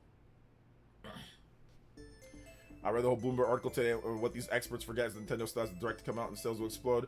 They're not forgetting that, Game 91 Gamer Boy. The whole point is, it's right now at this point. They already know that there's going to be other games and directs that's going to change things, and they'll just change their story later and bring up something else that didn't do as well to make another article. We already saw that with Switch 1. I mean, that's why I showed you guys the Switch 1 stuff. They don't care how well something's done. They'll still write whatever they feel like, whenever they feel like. It doesn't matter if the system explodes with sales. Remember, the Switch 1 had it had Mario Odyssey out. It had Super Smash Brothers coming out. It had Xenoblade already out. It had Mario Tennis. It had Kirby Star Allies. It had, you know, Mario plus Rabbids. It had Zelda Breath of the Wild. It had a number of games, and they did not care. They'll still say there's not enough games. They'll still say the stocks are down. They'll still say, oh, there's no games coming, so this is the reason why. Oh, they need to do price cuts. Oh, they'll still do the same thing. It's not about what's coming out, bro. It's about what can they exploit to talk about with investors right now at this point, not if the system did well or not, or is going to do well. I don't really think that matters at the end of the day. I don't think it matters. Let's see here. So what's up, OJ? Talk about the article. Lower production, Nintendo Switch 2 sales not great, and the fastest selling console of all time. Yeah, once again, Desh, the sales are great. They're really good sales. Some people are just, once again, looking at the US and saying, oh, well, Nintendo was slightly underneath, so therefore we're going to write this article and we're going to have this when it comes to it being lower or this and that. So that's really kind of what it comes down to. It's that, but the sales are obviously really good. And even in the article itself, it said, well, they did have record-breaking sales, and hey, they're going to hit their sales target, but all this stuff is bad. So they don't really care about that. It's about investment and what they feel, and they're always going to be schizo on one way or another. If something's going really good and they're going to write about it in a certain way, they'll say that it's really good. If something maybe isn't as good, but they can exploit that to say, oh, I got a tip or I got a rumor about this, and deduct things from that from a estimation, they're gonna do that. And they like I said, they did that with the Switch 1 over and over and over, which I showed you guys the articles. If you want, I can show you guys again. If you guys missed that, I can show you guys what I was talking about there. What up, I hope you're well, brother. Oh, I'm doing great, man. I'm excited, dude. I'm excited for, well, I'm excited for some games coming out. Let's just say that. Are you enjoying the combination of boost mode plus Switch 2 version Xenoblade X? Do you think that we can count Monolith Soft game this year? Love your videos, man. I think that a Monolith Soft announcement is definitely possible. I don't know about a release this year, but a Monolith Soft announcement is possible for sure. And yes, I'm really enjoying Xenoblade 2. I haven't tried too much boost mode, but I'm really enjoying Xenoblade 2 Definitive Edition. It's fantastic. Excuse me. 6 million for April-June quarter is crazy. Have they even done that before? No, they have not. No. Not for any early quarter, no. So. Boost mode looks good, yes. Xeno 1, Xeno 2, they still... Xeno 1, 2, and 3 all need 60 FPS updates, though. So while boost mode is nice, I would like it to be where it's 60 FPS. I'll give RGT his credit for calling out the article for clicks. I mean, RGT's not stupid. Like, I know a lot of people give him crap for being dumb, but he's actually not dumb. Sure, he has his opinions on certain things, but RGT's very much a call it like I see it guy. So if he sees it, he'll call it like he sees it. Now, sometimes calling it like you see it, sometimes, you know, if there's trickery involved, that it can mess you up, and nobody's perfect. I've made as many or if not more mistakes than anybody else out there. Well, outside of grifters, they make mistakes all the time. But outside of grifters, but no, he's not dumb. I mean, RGT sees the sales numbers. He sees what Bloomberg has done. He saw all the articles that Bloomberg wrote in the Switch 1 era. He saw what they've done throughout. Like, he saw all the false reports that they've had multiple times. He's not stupid. He's not just going to blindly believe Bloomberg, considering their history. One thing about RGT is that, you know, fool him once, you know, shame on you, but you're not going to fool me again. Like I said, whether he does get fooled or not, you're not going to pull one over his head again. And I think the problem is that Bloomberg has pulled one too many over. I think a lot of old school Nintendo content creators that have covered Nintendo over the years and know this are kind of like, yeah, and are going to call it out or call it like they see it with it. But a lot of newer people are not. They're going to act like they're analysts and act like they know what they're talking about. And the thing about it is that with the Switch 1, you can go to the comment sections of all of the, or like on Twitter, with all of those articles where they wrote before with Switch 1 and the clickbait stuff, and there were people that were arguing and pulling the same grifter stuff even back then as well. They were doing the same thing on Twitter, saying that you're wrong and you're damage controlling, or why are you defending? They were wrong about that, and they faded into the oblivion, right? So these people that are doing this now are the same thing's gonna happen to them when the Switch 2 ultimately ends up selling really well. And they're going to say, oh, well, I didn't know. Or they're going to make some excuse, or just, like I said, change their username, or essentially just stop talking about video games in general. You know, we saw this all throughout the Switch 1 era, and that was what sales significantly less than what we saw with the Nintendo Switch 2 not at this point. So, yeah.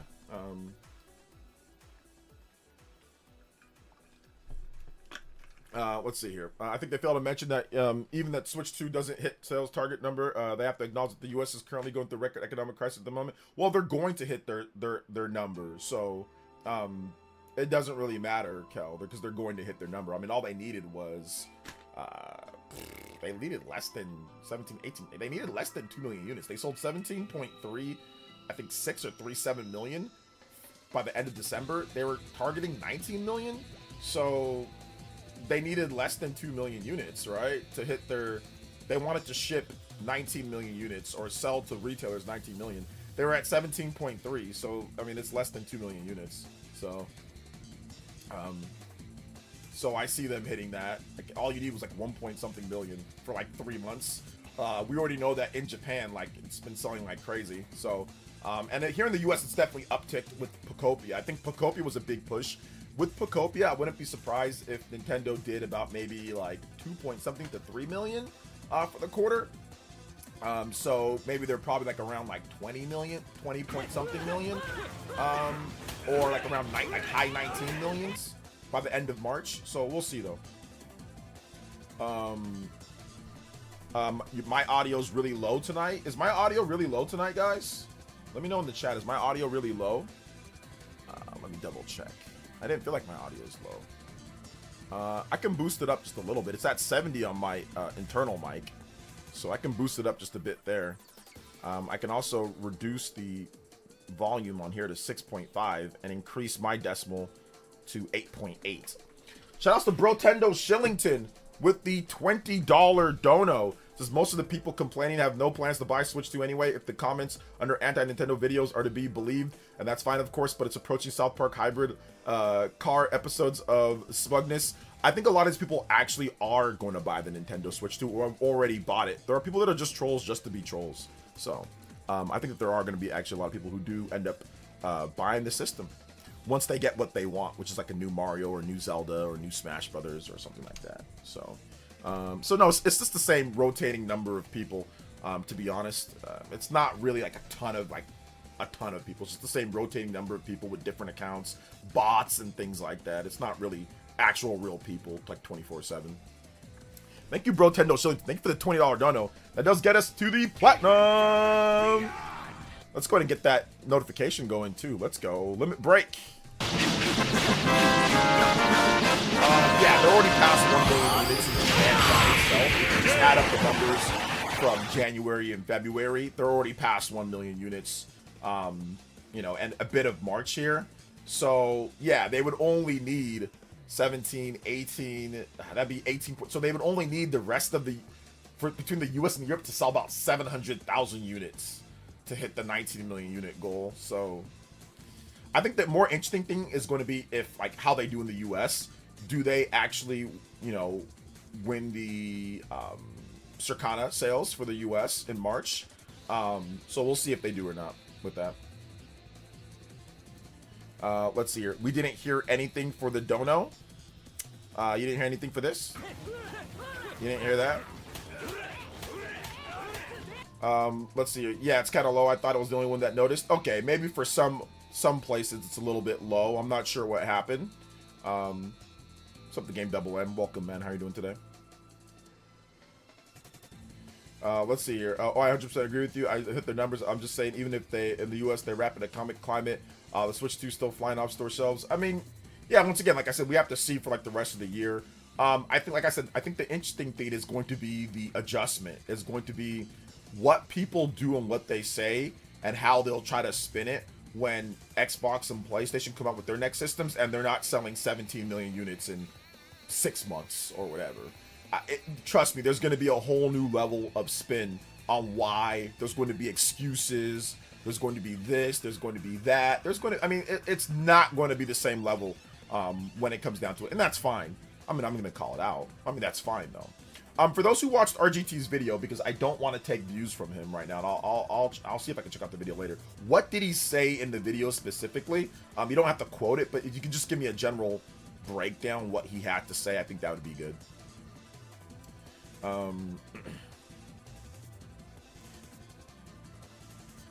So how's the audio now, though? For people that are saying that it wasn't too low, how's the audio now? Is it better?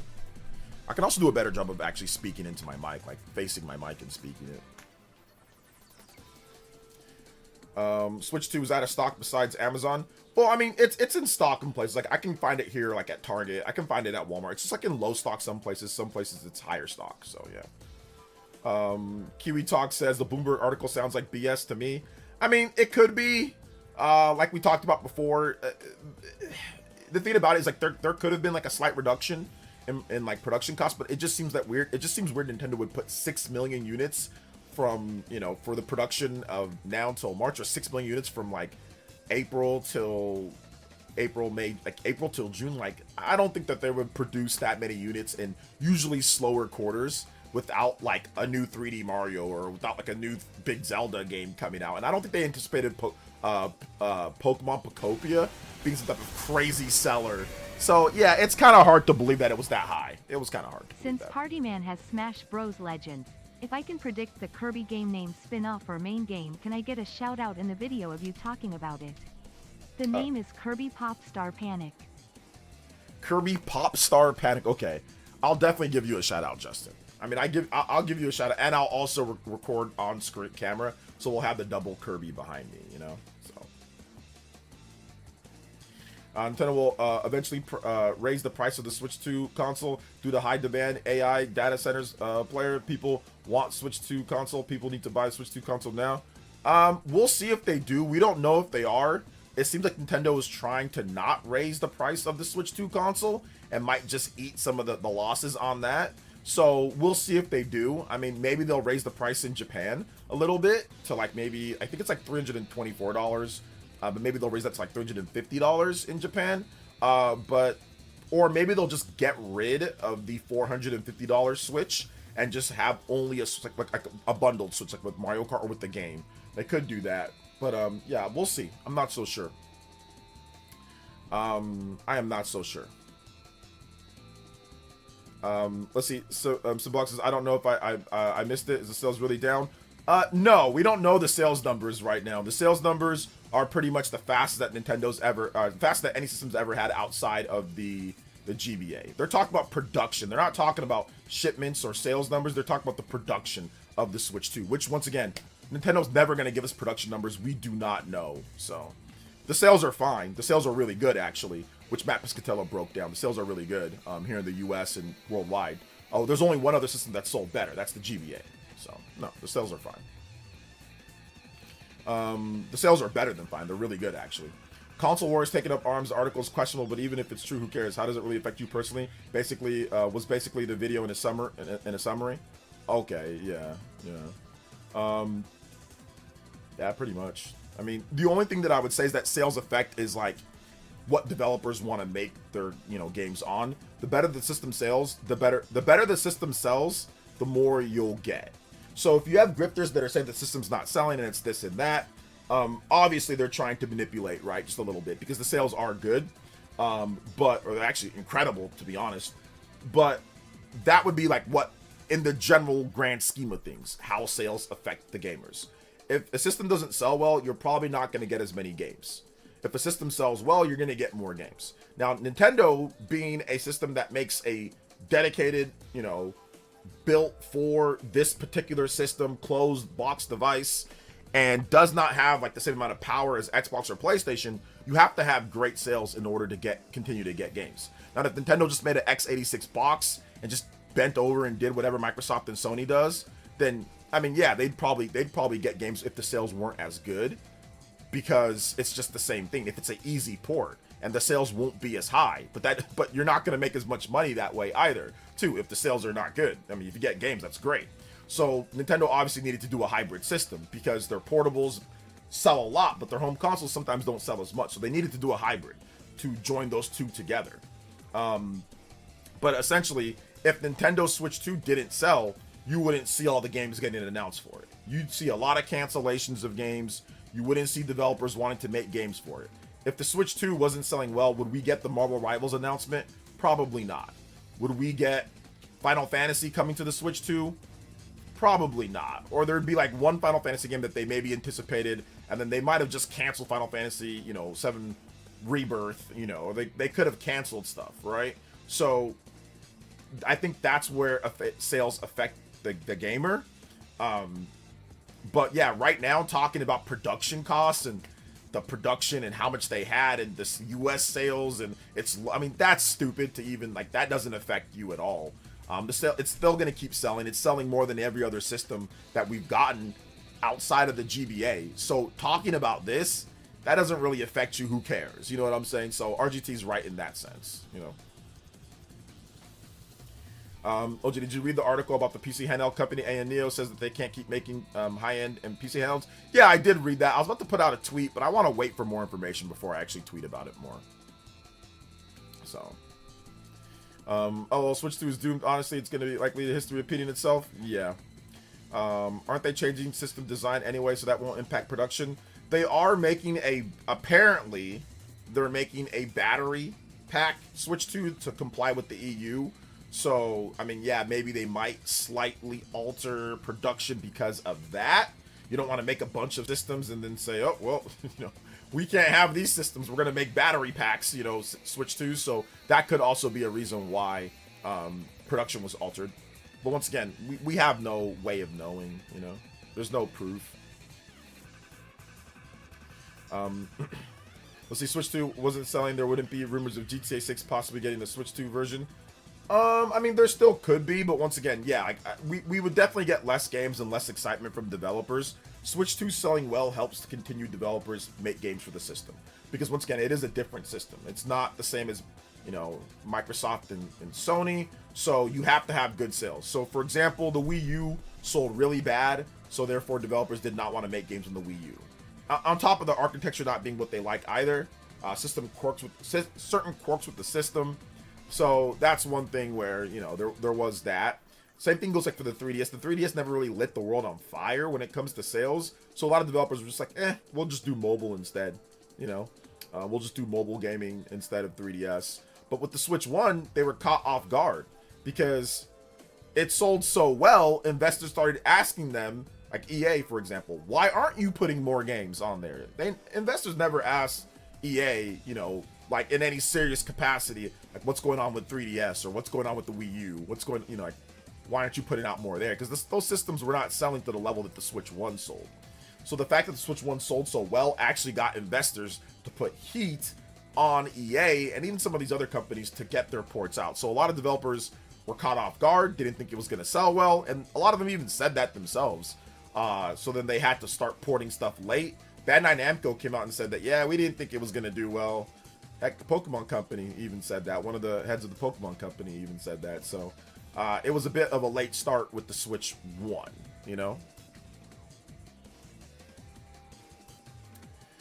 Kiwi, do you want to speak more about that Grand Theft Auto thing? Because I think people were misunderstanding what you were saying. I saw your post on Twitter, and when I covered it on my video, I was like, yeah, sounds like he's saying that he doesn't think it's coming day and date, but people were reporting it as if you were saying that it's day and date and you think that. So if you want to just, you know, briefly talk, if you're still here, you want to talk about that, that'd be cool.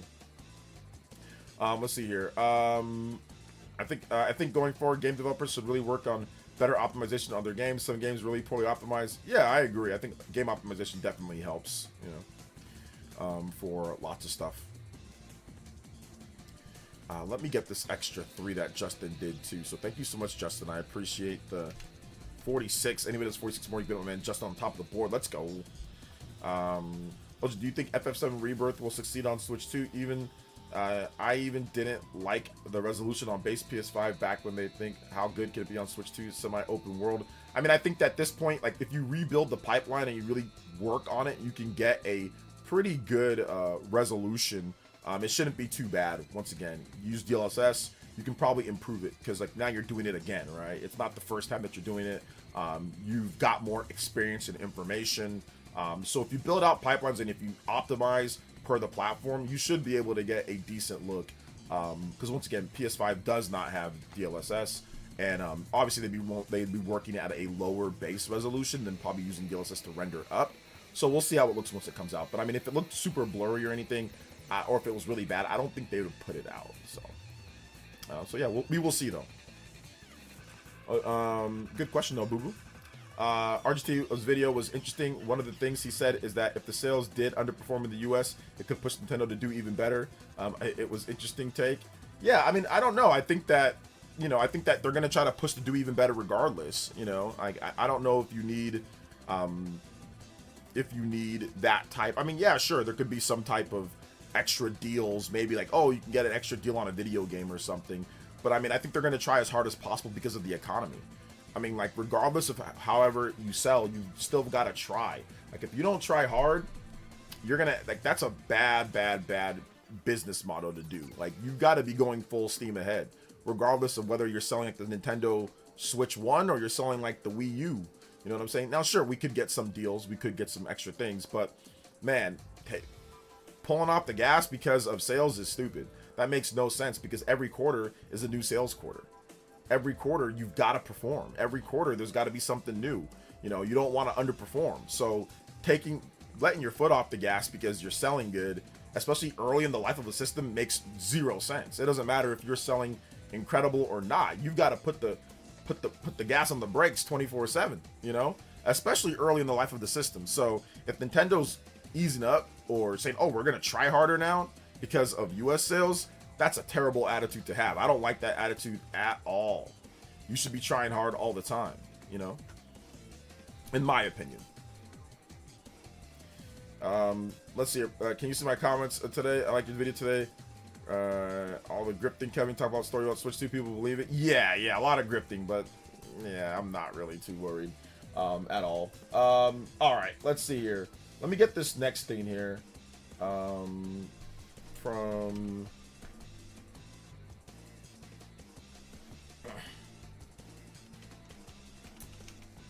let's see here.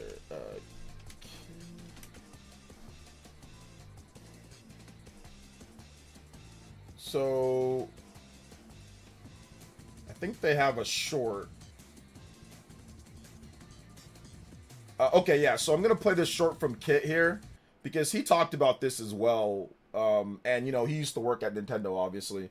So here's what he had to say about the whole situation with like Nintendo why like the title of the video was why we're skeptical about Bloomberg's article on weak Nintendo Switch 2 sales. So that's the title of the article, and put it up for you guys. All right, we got to talk about this. Wait, hold up. Okay, here we go. All right, we got to talk about this new Bloomberg article, which is claiming that Nintendo is pulling back on Switch 2 production because the system is not meeting their expectations. If you are a Nintendo fan, I don't think this is something that you should be worried about, and I'm going to give you 3 reasons why. Reason 1, the story says that the Switch 2 is not meeting Nintendo's expectations. If you have listened to our podcast where we used to work at Nintendo and we share all sorts of stories, you know that sometimes Nintendo's expectations are extremely high to the point where you sometimes wonder, is that even possible? So even if the system is not hitting the highest of high expectations that Nintendo has, the sales could still be really good to the point where they're setting records. They can set a record and still not meet the expectations. That's how high it can be. So when I see something like this, it's like, that doesn't really mean much to me. Second, there is a very rocky relationship between this particular writer at Bloomberg and at Nintendo, to the point where Nintendo has actually come out on their Twitter before and claimed specifically that an article that was written from them was not true. And take it from me, it takes a lot for them to come out and What's funny is Zuby Tech in the background. You know what I'm saying? Like, that guy's like crazy Sony dude. He blocked me for simply giving him correct information about like a Switch 2 sales or something like that. So yeah, that guy's crazy. But yeah, if you know Zuby Tech is defending Nintendo in a certain way, or Zuby Tech is coming out and saying something, that's how you know, like, this dude will be like. That's how you know when Zubitech actually is talking about Nintendo and saying this guy's a liar, because that guy, like I said, that guy's crazy. All right. Denounce a piece of writing from a media outlet like they did here. And this was something that we had to deal with a lot internally, where an article would run from this person and we would see it and be like, I'm not sure about all of this information that they are claiming. And it didn't mean that we would always come out and denounce it, but there was always a lot of head shaking of like, where is this coming from? And then finally, it might make sense that Nintendo is pulling back on production for Switch 2 a little bit because of how many they've already made and how many are already in the market. This was one of the biggest accomplishments of the Switch 2 launch, is just how much they had in the channel. So whether you're building it now or you're building it later, the thing is continuing to sell. And I think that's what really matters. And we see the stats here from our guy Matt Piscatella, who's running Circana, that the sales are still extremely high, going on this record-breaking pace and so on. So I know it's customary when an article like this for people to go to the gloom and doom and get worried, but I read this and I was like, I'm not really getting too worried about it, and I don't think you should either. So yeah, I mean, that's pretty much, you know, at first, like when I first read it, I was thinking, I wasn't so sure at the first, but I just reported it normal. You know, I just reported it like without the other, like, I got chances. You know, I just said, hey, I just reported it. Hey, Bloomberg's reporting this. You know, I didn't really think too much of it, but I was like, oh man, we'll see. But now after, like I said, people putting out the different videos, or not videos, people putting out the different tweets, me doing some research, me looking at everything, me looking back, and I think for me the biggest thing was Switch 1. I think that's the biggest thing for me, at least, that makes me say, okay, this is just, this is just a lot of nonsense, is the fact that they did the same thing with the Switch 1. regardless of how the Switch 1 was selling, regardless of what games were coming out, regardless of a big Mario game or Smash Brothers, Bloomberg does not care. They see something that they can talk about, they will talk about it. They will make up analysis. They will say that there needs to be price cuts. They'll make up whatever analysis. They'll say this is really bad. I mean, they did that so many times with the Switch 1. So I think that for me is like the biggest, like, yeah, no. You know, and on top of that, once again, I can see with my own eyes. We know the sales numbers. We know where the system sold. We know where it's sold in comparison to the Switch 1. We know where it's sold in comparison to other platforms. And we know that it's continuing to sell right now with Pocopia. So it's like nothing burger. Like, it's pretty much a nothing burger, in my opinion, at least. Yeah, the writer has a horrible track record. You know, I was ignorant and I did not. I got blasted on Twitter. People telling me, OJ, no. Like I said, even people that aren't like hardcore Nintendo like people, they're just like, OJ, this guy's lied about Sony too. Let me show you what he said. Apparently, he's also had incorrect information about Square Enix as well. So it's like multiple things that have turned out to be incorrect. You know. And like I said, the Switch 1 articles that jog my memory of Switch 1 stuff, I'm like, okay. Yeah, they just say things now at this point. What do I think of the new Pokemon Champions trailer? OJ, I haven't seen the trailer yet, but I'll probably check it out in a bit. The writer, but so yeah. How do these partisan hacks have jobs? They have jobs because they can simply talk about gaming more than the average older analyst can, you know? So I think they got their job because, okay, they know stocks a bit, they know reporting, they can write, and they can bring traffic when they need to bring traffic, and they can report when they need to report. Bloomberg isn't worried about their reports being wrong, or if they're wrong. They're not worried about that. I don't think they care. I don't think they've even responded to when a company says that, hey, you're wrong, and ultimately proven wrong. They never write, I was wrong, you know, pieces. They just go on, they just move on to the next thing that they can exploit when it comes down to it. So if you can get traffic, if you can build the, I would say, aura of reliability to where everyone reports on you and takes it as truthful, then you're going to keep your job. It's going to be a metric-based system.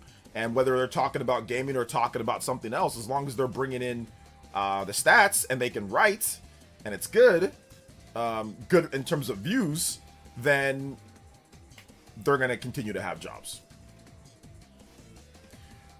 Let's see here. PS5 is doing better with PSSR and Pro doing better before Nintendo, before the best, doing the best. Yeah, they're all doing good. Sony's doing good. Nintendo's doing good. Champions looking good was the #1 trending gaming. Pokemon Switch 2 era feels different to me in a good way. #1 trending for Pokemon Champ. Was it really that popular? Pokemon Champions. Was it? Did that many people really watch it? Oh, okay, yeah. 10 hours and 600. Oh my goodness. 664,000 views. Yeah, #1 on trending. That is. I think Nintendo's the only company that can have a Doom article posted like this, but then also trend #1 for gaming in the same day. I don't think that has ever happened. Like, in terms of a video, can somebody look up if that's ever happened? Doom article, clickbait Doom article, straight into #1 trending game or #1 trending on YouTube. That is insane. Only Nintendo, bro. I'm telling you, man. Only Nintendo could have that type of thing happen to them. Where it's like, only Nintendo can have the trending Doom article where people are saying nobody cares, nobody's buying it, it's not doing well. Obviously, it's completely nonsense, right? We've already talked about that. We've put up the sales numbers. There's no other system that is sold better than the Nintendo Switch 2 in the US that they're talking about that. Outside of the GBA, that's the only one. It's sold better than everything else, and it's at least about, what, 20-30% better than any other system, up to 300% plus better than any other system, 45% above the Nintendo Switch 1. So whatever on that one. We've already talked about that when it comes to the stream and everything. But they're the only ones that can have that drop, and people say that they're doomed or that they're this and they're that, and I told you so. But then also have a trailer of Pokemon Champions that literally hits #1 on trending. As the time that I'm watching this, hits #1 on trending, over 665,000 views. So a Nintendo's player, that's probably more than 700,000 to 800,000 views or something like that. Something crazy. So that is absolutely wild. Only Nintendo can actually have that happen to them. It's just wild to me. Okay, let's take a look at this trailer though, man. Let's take a look at this trailer. Hey, what's up, The Great Wall? Welcome. Sometimes I wonder if the content creators ever had a job with metrics. No matter how good you do, it's never good enough for some people at the top. Yep. I think that's what King was talking about. Xenoblade, I enjoyed Xenoblade Chronicles X. Got the hang of the controls pretty quickly, and the game looks beautiful. The beasts in the game are fun to battle against. Yes, they are. Let's see here. And then they forget about to have a $1 billion movie in 2 weeks. Yeah. That's why I said that there's no point, Chrono Rig and Nintendo coming out and saying something, because they said, oh, well, look at their stock. It's like, it doesn't matter. The stock's not going to recover. What's only going to make the stock recover is results. Not you saying, no, with production. Like, that's not going to do anything. You need results. So Pokemon Champions, if this game launches, and it's a huge, I mean, it's free to play, but if it's a huge hit on Switch 1 and Switch 2 where people are dropping money on it, that's going to be big. But I didn't think, I should stop underestimating what Pokemon can do. Let me just say that. I need to slap myself. And I need to stop underestimating what Pokemon can do. Goodness gracious. Now we need to wait for the actual numbers. I mean, this game could flop when it comes to the live service thing, but I didn't think it'd be #1 on trending and all that with Pokemon. So let's take a look.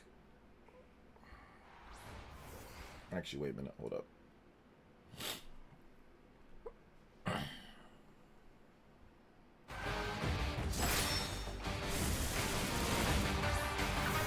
Pokemon battles for everyone.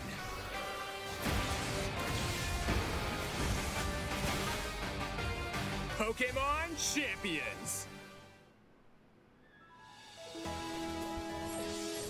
This game is all about battles. Compete online against players from across the world with the Pokemon you've recruited. I got Pokemon Home, so I want to do this. I got it. Preparing your Pokemon. There are 2 ways to obtain battle-ready Pokemon. The first is by connecting to the Pokemon Home app, Which I do have. Transfer your Pokemon from games in the Pokemon RPG series and the Pokemon Go app to Pokemon Home. Then link the app to this game. Yeah, it's all about the battles, yes. The second way is via Recruit. Oh, what's this? Choose one Pokemon to recruit once per day from a random selection of Pokemon that appear in the game. Okay. Interesting. Recruited Pokemon can only be used in Pokemon Champions for a certain amount of time. Okay, then they go back. It's like a borrowed pass from like old games. After you've gathered your Pokemon, choose 6 of them and form your team. This might get me back into competitive, man. It really might. Before battle, you'll be able to see your opponent's team and vice versa, and choose the Pokemon you want to use for the impending match. You pick 3? Consider which Pokemon your opponent will use. Then select your own Pokemon to start the battle. 4. You can do 4. I bet you can probably customize it too, though. Okay, 2-on-2 battles. Players alternate turns with moves. Win by reducing the HP of all your opponent's Pokemon to 0. If you're in a bind, you can swap one Pokemon for another. Or use Mega Evolution to power up your Pokemon. The decisions you make could influence the tide of battle. With Mega Evolution, certain Pokemon will gain abilities brand new to the series. Gotta do the Mega Evolution. Game looks good graphically. Looks okay. Looks definitely high quality there are also animations. different battle formats. Use one Pokemon at a time in single battles, Okay, good. Single battles. or have Pokemon fight 2-on-2 in double I've battles. never been a doubles battles guy. I've never have. I like singles more. What about you guys? Doubles or singles? There are 3 different online battle modes. In ranked battles, test your skills against evenly matched trainers and aim for the highest rank. In casual battles, wins and losses aren't recorded, so you can enjoy matches however you'd like. And in private battles, create a room and battle against anyone with the room ID. There are also in-game online competitions in which you'll battle with preset rules that change every season. Okay. Victory points. Yeah, I like singles Engage battles. in battles to earn victory points or VP. Here's how to use VP. Train. You can swap the moves a Pokemon can learn, change its nature, Oh, wait a minute. modify its abilities, Whoa! more. Whoa! Points of a Pokemon can also be adjusted. Whoa! For example, you could increase attack and speed to boost offense. It's like nature built-in EV training. What? Or raise HP and defense to withstand attacks. Wow. Okay. This is going to be the definitive thing to get. Pokemon can be easily trained to your liking, so try out different ways to battle. That's crazy. You can only recruit once per day. People are gonna Using VP, you can recruit multiple times. people are gonna drop money on this game. They're just gonna Keep in mind pay. that recruited Pokemon are only available for 1 week. People are gonna drop money on this Any game. recruited Pokemon will be permanently added. I've changed my mind. This game is actually gonna do really well, money-wise. People are gonna drop money on this. Spend VP to purchase held items or Mega Stones for your Pokemon. Yeah, people are gonna drop money on this. They're gonna drop money on this like crazy. You can also get clothing and looks for your trainer, different Pokeball throwing styles, and battle music. Oh yeah, you're just gonna take like $100 and just drop money on and just buy whatever you want. Oh yeah, this is gonna make a ton of money. Fierce battles with your Pokemon awaits. I didn't think it was, but now they showed how they're gonna make money. I'm like, okay, yeah, people are gonna drop all sorts of money on this. Pokemon Champions. Yeah, free to start. Available April 8th. Okay, so let me just go back real quick. Available on Champions. Okay, so let's just read this real quick here. Available April 8th, so that's coming up here in a couple weeks or a few weeks. This is a free to start game. Optional in-game purchases, we know that. So of course Pokemon, Game Freak, Creatures, Nintendo, all that stuff. Also, if you look here at the bottom of the screen, it says also compatible with Switch 2. Apparently, there's going to be, I think I did read, there's going to be like a free Switch 2 update that makes the resolution a bit better, but it's pretty much going to be the same game. So Switch 1, Switch 2, it doesn't really matter. But I do see this game making a metric ton of money now. Based now I know how they're actually going to make their money, it's going to be crazy. Available Okay. April 8th. So you have a starter pack. So let's see what the starter pack says here. So this product contains the Pokemon Champions game, free to start, as well as a set of useful in-game items. Increased box space, 50 Pokemon. Play the battle, trainer battle song from Pokemon Let's Go Pikachu and Pokemon Let's Go Eevee. Teammate tickets, 30 tickets. Training tickets, 50 tickets. Purchase of the Pokemon Champions plus starter pack is limited to once per Nintendo account, so you can't spam it. Please visit the official Pokemon Champions website for more details. Does anybody know how much the starter pack is with this game? So does anybody know? Let me know in the chat if you know how much the starter pack is. On the Nintendo Switch system. I mean, I could look it up, but whatever. Yeah, I think that's pretty much it. Okay. So yeah, now that I know how they're like, I think I underestimated the potential of this game, and I don't know why. That's stupid on my part.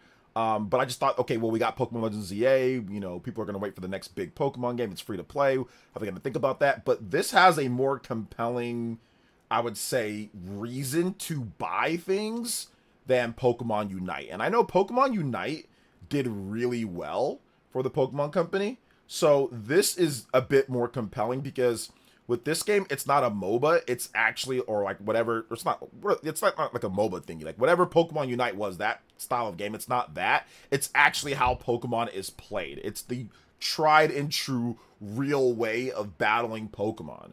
So this is going to be like the official thing that they use for Pokemon battles. And that the fact that it connects with Pokemon Home and you can take all your Pokemon from different places. Like I've got a bunch of battle ready Pokemon already ready to go for this game. Like I've got a bunch from like Pokemon Black and White and Diamond and Pearl and like all the games that I played beforehand. And I got Pokemon on Pokemon Legends ZA. I got Pokemon in Scarlet and Violet. Like I've got Pokemon on all these different places. So the fact that you can be ready to go from the very beginning with Pokemon Home, I think this is going to just do insane numbers. I think people are just going to say, all right, I'll drop 50 or I'll drop 100 or I'll drop 200.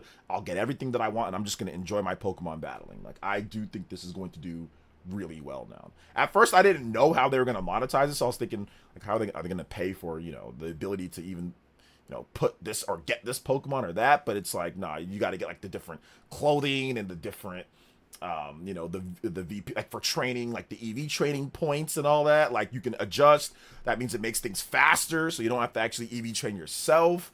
You know, in the game, or you can do it faster through there. It makes it to where you can get things battle ready way quicker than if you don't have this. Like this is easier to battle and to get things done than it is to, like, let's just say Pokemon Scarlet and Violet or Sword and Shield and battling through their battler. Like this is much quicker to get things all ready to go, you know?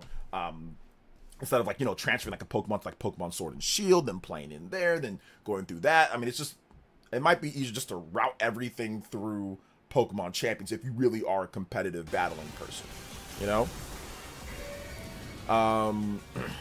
So yeah. It's 980 yen, so probably like $10 or so. Also, Okay. your Arcanine is going down. I have not EV trained my Arcanine yet. I want to go hands-on with my Arcanine though. I want to go hands-on from level 1 all the way to level 100.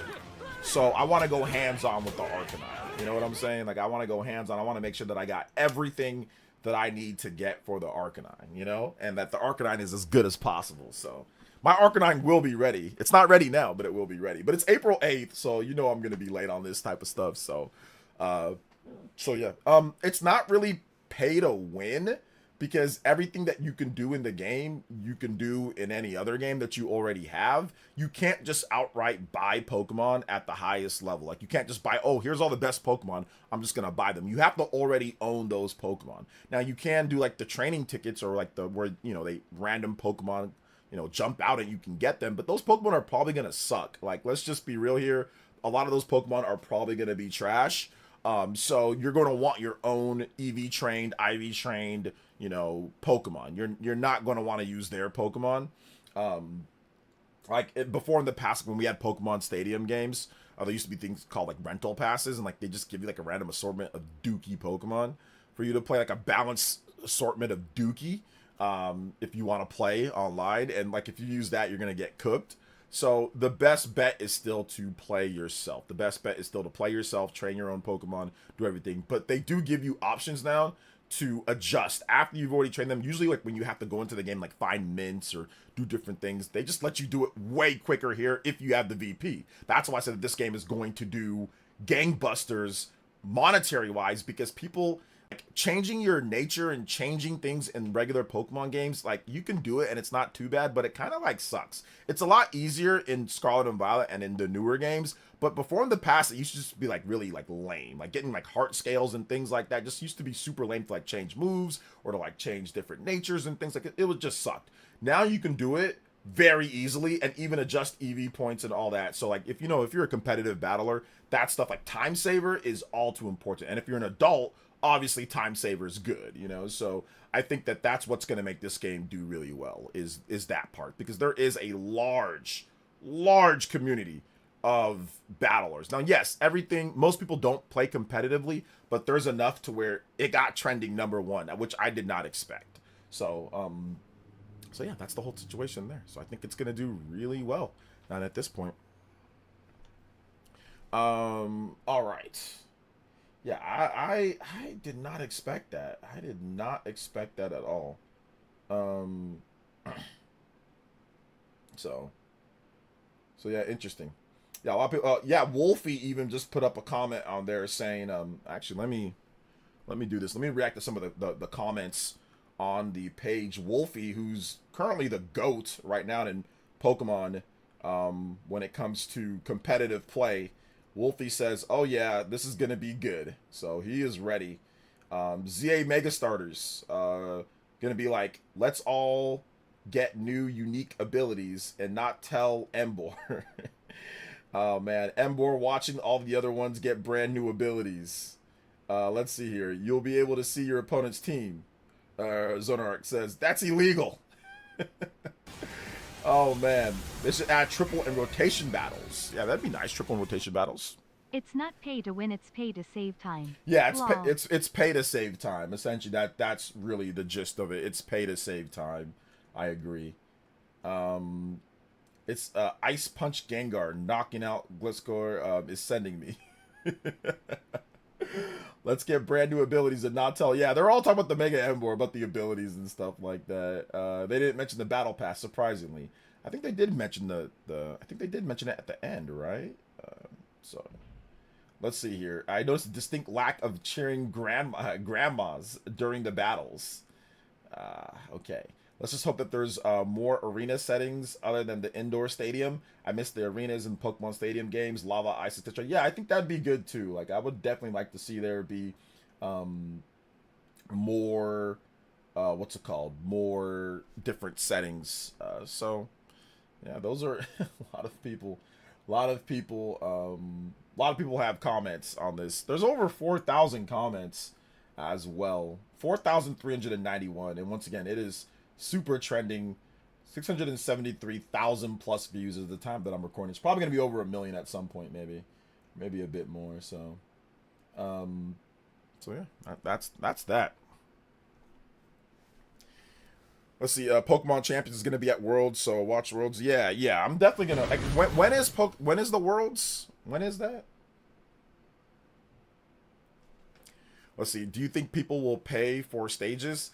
I mean, I'm pretty sure that you'll have to maybe pay for stages, yeah. But, like, the problem is that, like, if you're fighting somebody else, if they haven't paid for the same stage, like, do you get the different stage, but then they have, like, the same stage? So, yeah, I'm really hoping that stages aren't, like, it's just, like, a random assortment of stages, and, like, you can pick which one you want to go to, and it randomly picks which stage you go to, or just randomly picks from a stage selector. But, yeah, all they've shown is just that, you know, that's all they've shown. So for the game.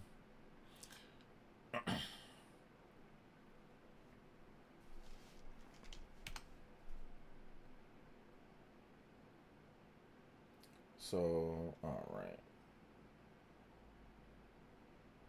okay, let me get this going here. And let me get a couple shout outs to the donos that came in through when we were watching some of this stuff here. I think it's 5, 6, 7, 8, 9, 10, 11. So 122 on the board. Thank you guys so much, man. I appreciate that. Thank you guys for the support. You guys have been incredible. Justin with a 3. And Ashoka Tano with the $5. It's funny how there's so much doom over Nintendo article. Nintendo cut 30% production of their Switch 2. Yeah, but it really doesn't mean much. Like I said, it's just people once again overreacting to a Bloomberg article, which they've done multiple times in the past. Which we don't even know if that article is actually correct information. Nintendo's came out and had to state multiple times that, you know, no, that's not correct. And once again, they're still selling really good based off of what Matt Piscatella had to say here. So I think it's just really people who don't really know what they're talking about, and once again overreacting to an article that they barely even understand. So that's my take from researching everything, researching what Bloomberg has said in the past, researching and looking at what other people have said, like, you know, Kit from, you know, what he stated, and looking at what Matt Piscatella and people that actually have sales data have said. I'm not thinking the same thing based off of me looking at what they've done before. But yeah, people are going to do it. I mean, they did that with the Switch 1 as well. I mean, Bloomberg was writing articles about the Switch 1 sales sputtering and failing, you know, and it's the second best-selling system of all time. So, expected, essentially. All right, let's see here. Thank you, Justin, though, for the actually, let's put you up to 152 on there. There's no evidence to switch to US 30% cut. Is there? No, there's no actual real evidence. Like, I mean, there's circumstantial. You guys know circumstantial, like stuff that's maybe, but there's no confirmation from Nintendo, or there's no confirmation that Nintendo decided that they were going to have 6 million units for the first quarter or through April. I mean, there's just nothing that says that. And once again, Takahashi Mochizuki has been wrong on a number of things with Nintendo recently with this writer, which Kit did confirm that they were looking like, no, not necessarily. So, yeah. They gave Embor Mold Breaker and gave the other two the insane abilities for Alligator. Is going to tear through ranked. Nice. I got it for Alligator. So, it's going to be good. Is it coming to mobile? Yes, it is coming to mobile and like Android and iOS, but it's coming later in 2026. It's not coming at launch. The month of the March, Switch 2 has been flying off shelves, so definitely misleading. Once again, if they're talking about plans for what happened for the holiday, then it's not necessarily misleading. They did mention Pocopia, but they did not mention any type of boost when it comes to hardware sales because they don't have them. So, but is it like overall? Is it going to be proven to be like wrong per se? Are the Switch 2 sales bad in the US? No, they're actually really good. We know the numbers. Like we know where it's set. Like if the Switch 2 sales are bad in the US, so is every other system outside of the GBA. The PS4 sales are bad, the PS5 sales were bad, all the other sales were also bad too. Switch 1 sales were bad in the US. Everything else was bad because Switch 2's actually sold better than all of them. So, yeah. I don't know if there are multiple stages at launch. Yeah, we'll have to wait and see. All I've seen is that one stage. So, August 28th through 30th for the mobile version. There you go. Mobile version is going to be good because you'll be able to access everything on the go. So if you're not at home, maybe you didn't bring your Switch or whatever, you'll still be able to play that same game on the go. So I think that's actually really smart, and it'll get people to pay more money. So that makes sense too, for them at least.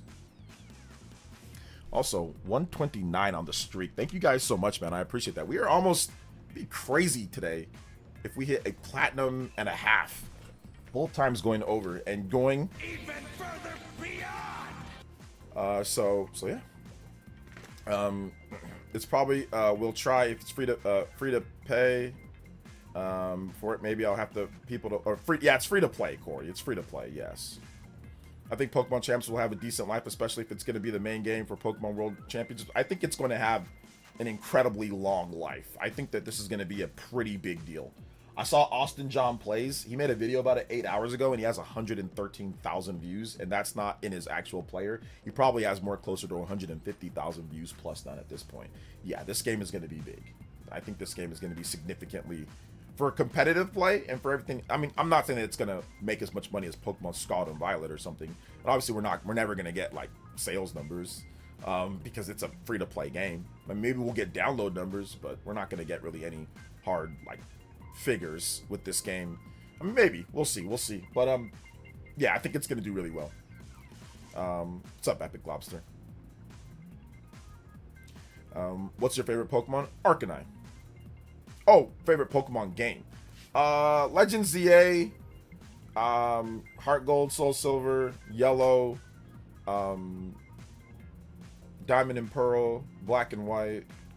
Yeah, a lot of good games.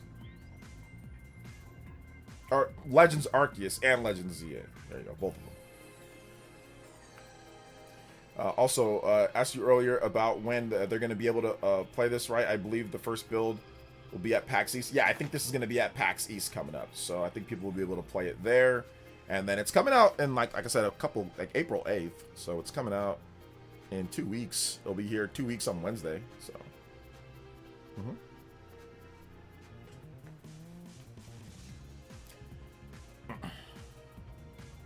I view this game as a modern day Pokemon Stadium. I mean, it's essentially the same concept, but it does not have like a lot of the mini games and the stuff that Pokemon Stadium did. Like Pokemon Stadium was innovative for what it did because it came like with the transfer pack, right? And in Pokemon Stadium, at least the older games did, in Pokemon Stadium, you can do the transfer pack and you can play the game, like you can play the Game Boy game on your TV faster, you can speed it up, you know, like there's like a lot of little things here and there that made Pokemon Stadium very fun. Like I said, the mini games were fun, and I have a lot of fond memories of playing Pokemon Stadium and all that. But yeah, the main thing was battling, but there was no online play, so it's like you can just obviously play against people local. But I remember playing it and thinking that it was just so cool. I loved it so much for the N64. And I saved up for months, for like 4 or 5 months. I saved up every penny that I had to buy that game. It was $60 at launch, so obviously, if you know, and it came out 26 years ago or something, 27 years ago. Oh my god, I'm old. Why am I'm still alive, bro? Like 27. That came out like 3 decades ago or something, like Pokemon, the original Pokemon Stadium. And I was like a functioning adult or something. I was like still like, I wasn't like a little child.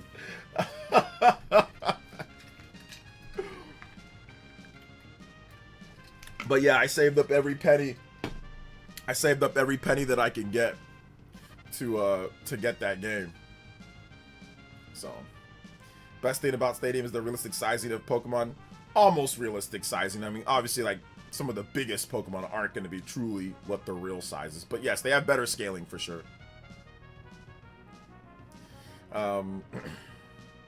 To be honest, man, a lot of times, bro, I did not think, like, I know I'm pretty, like, cerebral when it comes to certain things. Like, I know I've become that. But a lot of times, man, like, I did not think about 5, 10, 15 years into the future. I thought about, like, more short term and, like, making sure I get stuff done like this. And I've always been, like, a really, like, take care of short term and take care of like medium term. I've never been like a super long term person outside of my health. That's the only thing that I've been like long term about, but I didn't think about it. Like back when Pokemon Stadium came out, I was like, oh well, you know, in 30 years I'm gonna be talking about Pokemon Stadium. Like I didn't think about it that way. All I thought about was this is the game that I need to get right now, and that's that. And I'm never gonna look back fondly on anything. I'm just gonna play the games. That's what I thought. And now reflecting on, you know, literally 25, 26 years ago, I'm thinking how much different the world is and how much different, you know, start thinking like kind of like analytical about everything. It puts everything into perspective. Like that's a long time, man. And things have changed so much. I wonder what's going to happen in the next 20 something years, you know? So that's kind of how I'm just, it's like, it's not even the same world, bro. It's like a completely different world. Like, in 1998 or 1999, you can go to McDonald's and get a $1 cheeseburger or something like that. You know what I'm saying? Like even that was like, you can go out and hang out with your homies and you don't have to spend a fortune. You can do like a lot of different things. The world was very different back then. But yeah. I know, grandpa emoji in the chat.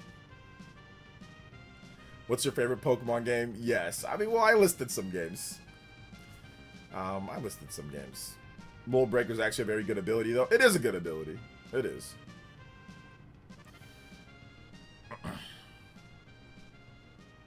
$2.99 Big Mac combo. We used to.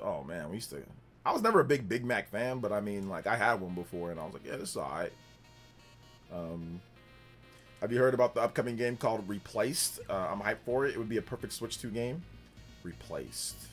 No, I have not heard about that one yet. Huddy. When I was young, Stadium came out. My mom gave it for me, learning to tie my shoes, and that was a lot of good times. Thinking that, yeah, good times, yeah. Like, you got it for tying your shoes. That's awesome, dude. Excuse me. I think Champions is basically Stadium Battle Revolution revolutionizing the modern setup. Yeah, I mean that's essentially what it is. Yeah, it's like Battle Revolution. That's really what it comes down to. It's just like that game, but just yeah, instead of paying the $50 to do that. Hey, what's up, V? Welcome. Instead of paying the $50 and just getting the game outright, it's way more set up for like EV training, IV training, like natures, like Pokemon Battle Revolution. It had like all that stuff like your Pokemon, but like once you transferred your Pokemon, whatever nature they were, whatever, that was it. And like you just play online. I mean, there wasn't really much to the game. Like there wasn't like hardcore rankings. There wasn't like all this stuff. So yeah, what you're saying is correct, George. Like it's essentially Pokemon Battle Revolution made for the modern audience. People did not like Battle Revolution though. I remember that did not review very well. People call it bare bones and things like that, and that kind of is to a degree. People definitely like the older Stadium game, like Pokemon Stadium 1 and Pokemon Stadium 2 a lot more than Battle Revolution, you know, so. Hey, what's up? Is Bead Queen here? What's up, Bead Queen, if she's here? I think already read that. Can you transfer ZA Pokemon to Pokemon Home? Not yet, but it seems they did put I think they did have ZA on there, right? So I think it's coming. It is coming for sure.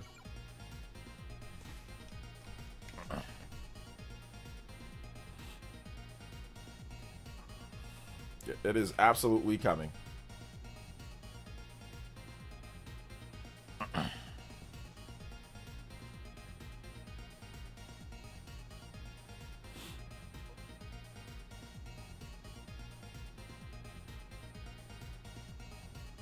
I never played Battle Revolution, nor did it not have minigames. No, I don't think Battle Revolution had minigames. No, I don't remember it having minigames.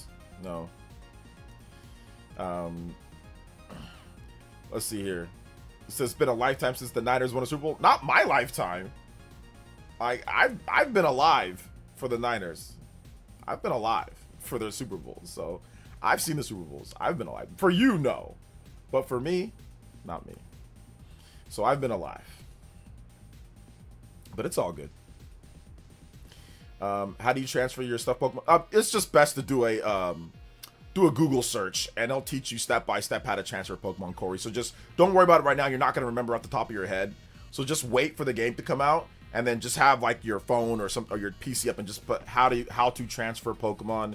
You know, whatever game that you have, how to transfer it to Pokemon Home, and there'll be step by step tutorials when you're ready to do it. Don't worry about knowing about it now. Just like I said, when you're off the stream and like when you actually have your system set up and all that, because you have to take your original systems.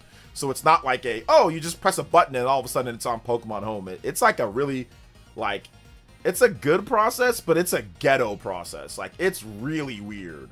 Like, it's not a click of a button, everything. It's super weird. Turning on your old system, getting those Pokemon ready, transfer, like connecting your Switch 1 or your Switch 2, and then like saying, okay, connect to your DS, and like, oh, to connect to Home, or like, dude, it's not seamless. It's multi-stepped, okay? So, and then it takes some time to even do it. There's a lot of saving, a lot of weird stuff involved in it. So it's best to just wait till you're ready, then look at the tutorial step by step.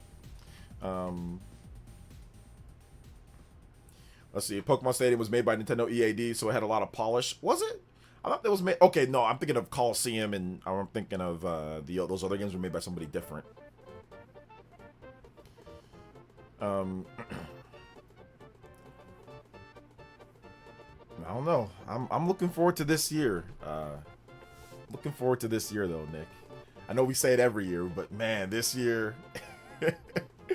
We don't got Ricky Ambulance Persall as the #1 wide receiver, and Brandon MIA Ayuk. We actually got some real professionals, experienced professionals at receiver that can get open. Christian Kirk, Mike Evans. It's looking good, looking a lot better. They added a good lineman, a pretty damn good lineman. They've added some nice pieces. They got Drake Greenlaw back. They added Osa from the Cowboys, one of the best interior linemen in the NFL. Warner's back. Bosa's back. Michael Williams is back. Ooh, boy. I mean, I'm just saying, bruh.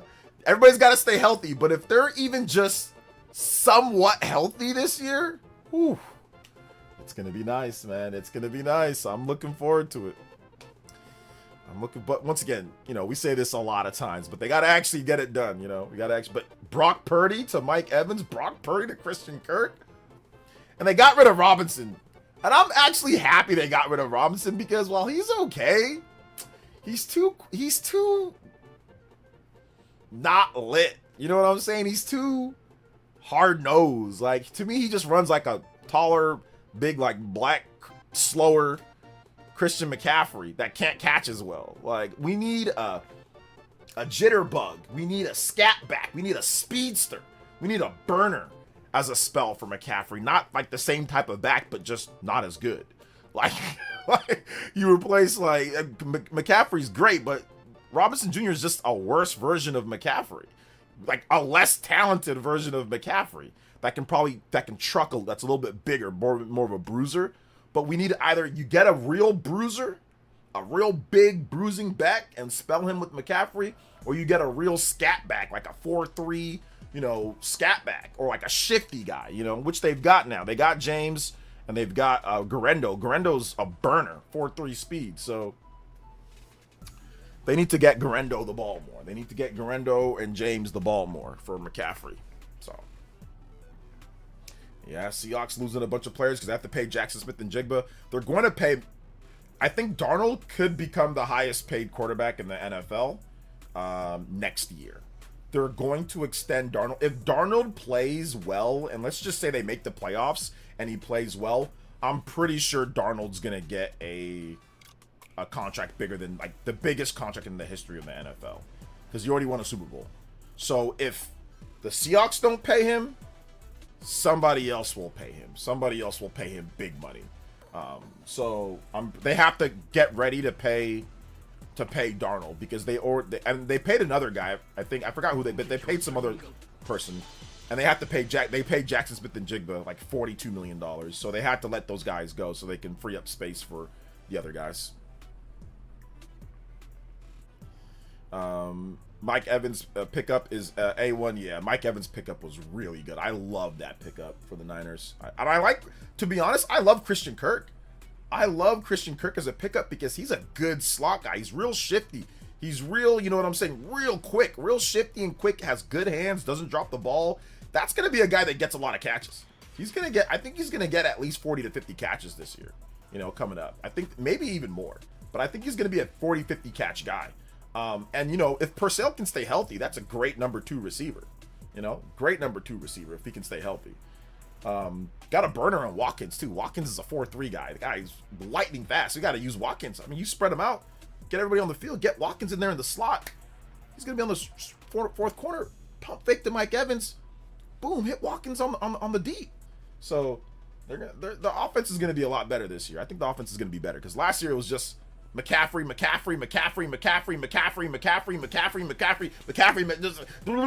just hand the ball to McCaffrey 5 million times a game. Throw to McCaffrey, hand the ball to McCaffrey, and I'm just like, dude, how's this guy not gonna die on this field? It was just too much.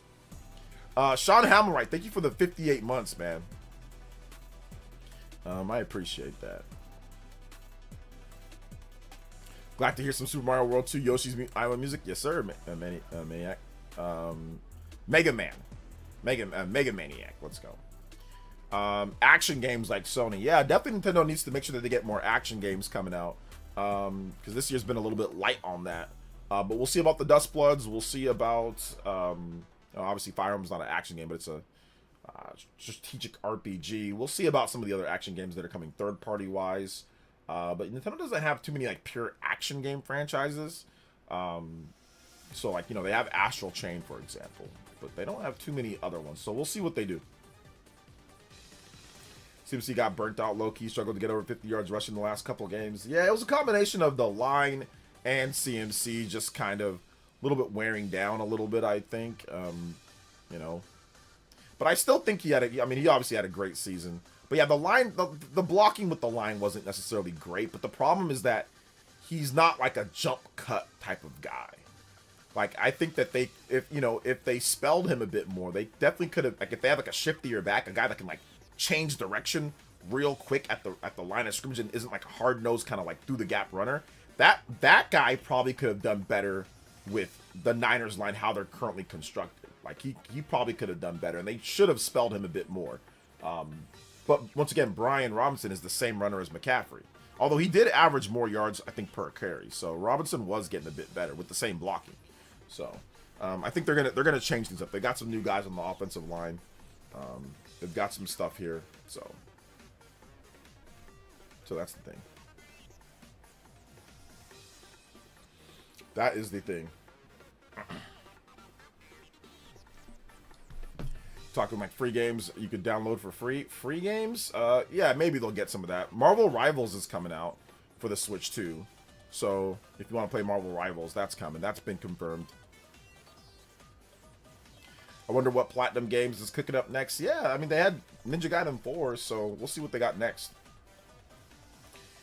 Like some action first-party games, because I'm about to go back to the cozy games of Pocopia, Tomodachi Life. Yeah, to me, I mean, I don't know if Tomodachi Life is going to be on my radar, just because I already stopped Pocopia, and I'm still playing Xenoblade X. So Xenoblade X is an action RPG, so that was pretty good. But yeah, like some just like pure action games. Like Nintendo doesn't really have too many of just pure action.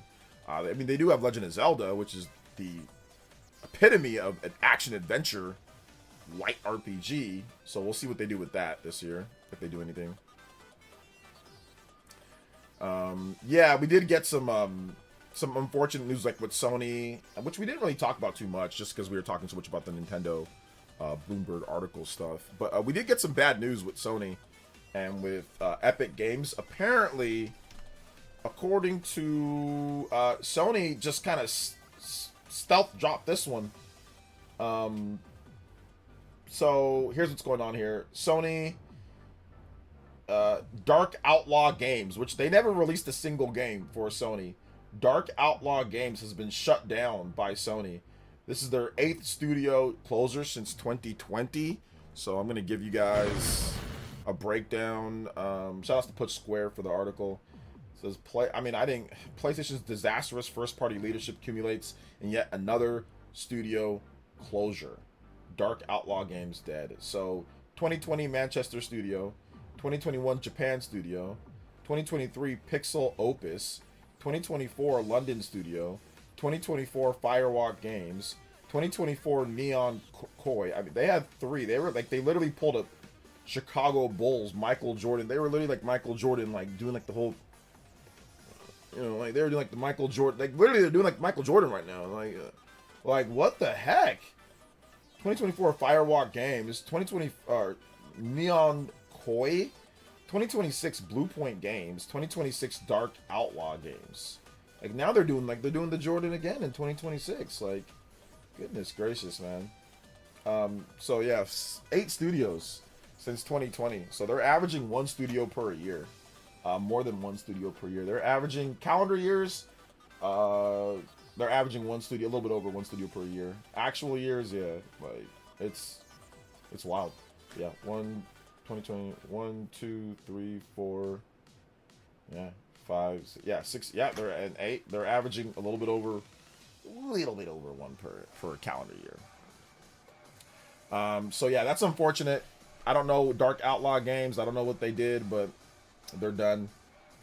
We also got some more information on Epic Games. So Epic Games lays off over 1,000 employees.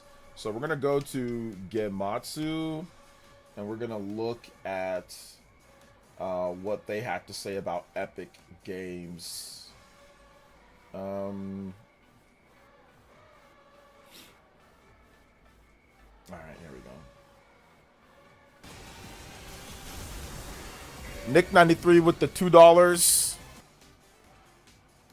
And he says, couple hours into Crimson Desert, and first of all, the game is beautiful. Yes, the game does look good graphically. And balance mode is smooth. Game feels a little heavy, and the controls feel a little sluggish, but the combat is very good. I think you personally would like the combat. I've seen the combat, and like I said, the controls for the combat are kind of like the thing that I don't like. I'm not a fan of one-man RPGs as much. But this game does look okay. The puzzles also don't really intrigue me too much. But like I said, I'll pick up the game when it's like Wario 64. Like when it's like 25 to 30 bucks, I'll pick it up then. Because I think I'll enjoy it a lot more even at that price. Like right now I'm too busy with games. Okay. Epic Games has laid off over 1,000 employees, the company announced. In a note, Epic Games CEO Tim Sweeney said the layoffs are due to significant drop in Fortnite engagement that began in 2025, which caused the company to spend more than it earns, adding that that over 500 million of identified cost saving and contracting, marketing, and closing some open roles would help put the company in a more stable place. Well, yeah, also if you didn't spend lavishly on Fortnite map creators and on concerts for Post Malone or things like that, yeah, you would probably. And if, I mean, you're a billionaire yourself, Mr. Sweeney, so, I mean, those executive CEO pay, how much are you guys getting paid again? I mean, you're worth over $1 billion, so I think he's worth $7 billion plus, so, yeah, of course, it's always the employees, it's always engagement isn't there, it's all, even though, like, dude, nobody's playing, I mean, Fortnite gets, like, the most engagement, so, always an excuse. Oh my goodness, this is way too long. Let me just read this. Gee, goodness gracious. Okay.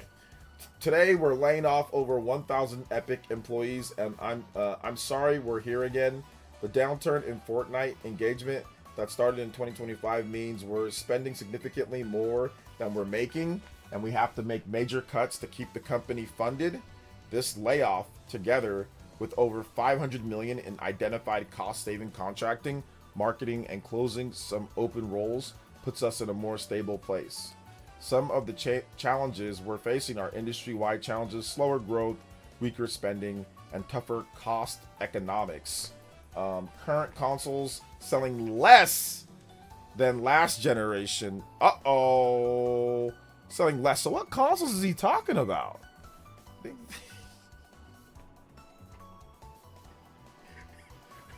What?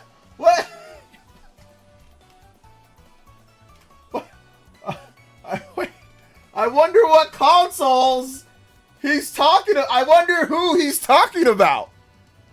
I wonder who he's talking about selling. Oh my goodness. Just go ahead and say it, man. Just go ahead and say it, because, I mean, listen. It's not the Switch 1 and it's not the Switch 2. It's not the PS5. It's selling about on par with the PS4.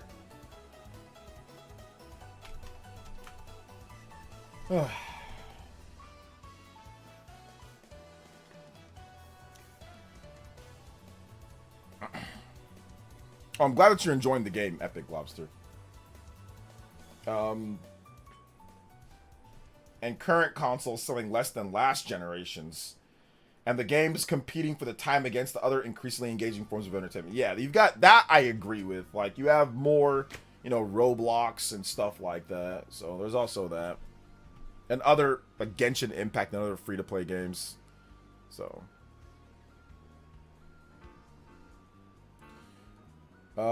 Let's see here. Some challenges. Okay, hold up. Some of our challenges are unique to Epic. Despite Fortnite remaining one of the most successful games in the world, we've had challenges delivering consistent Fortnite magic in every season.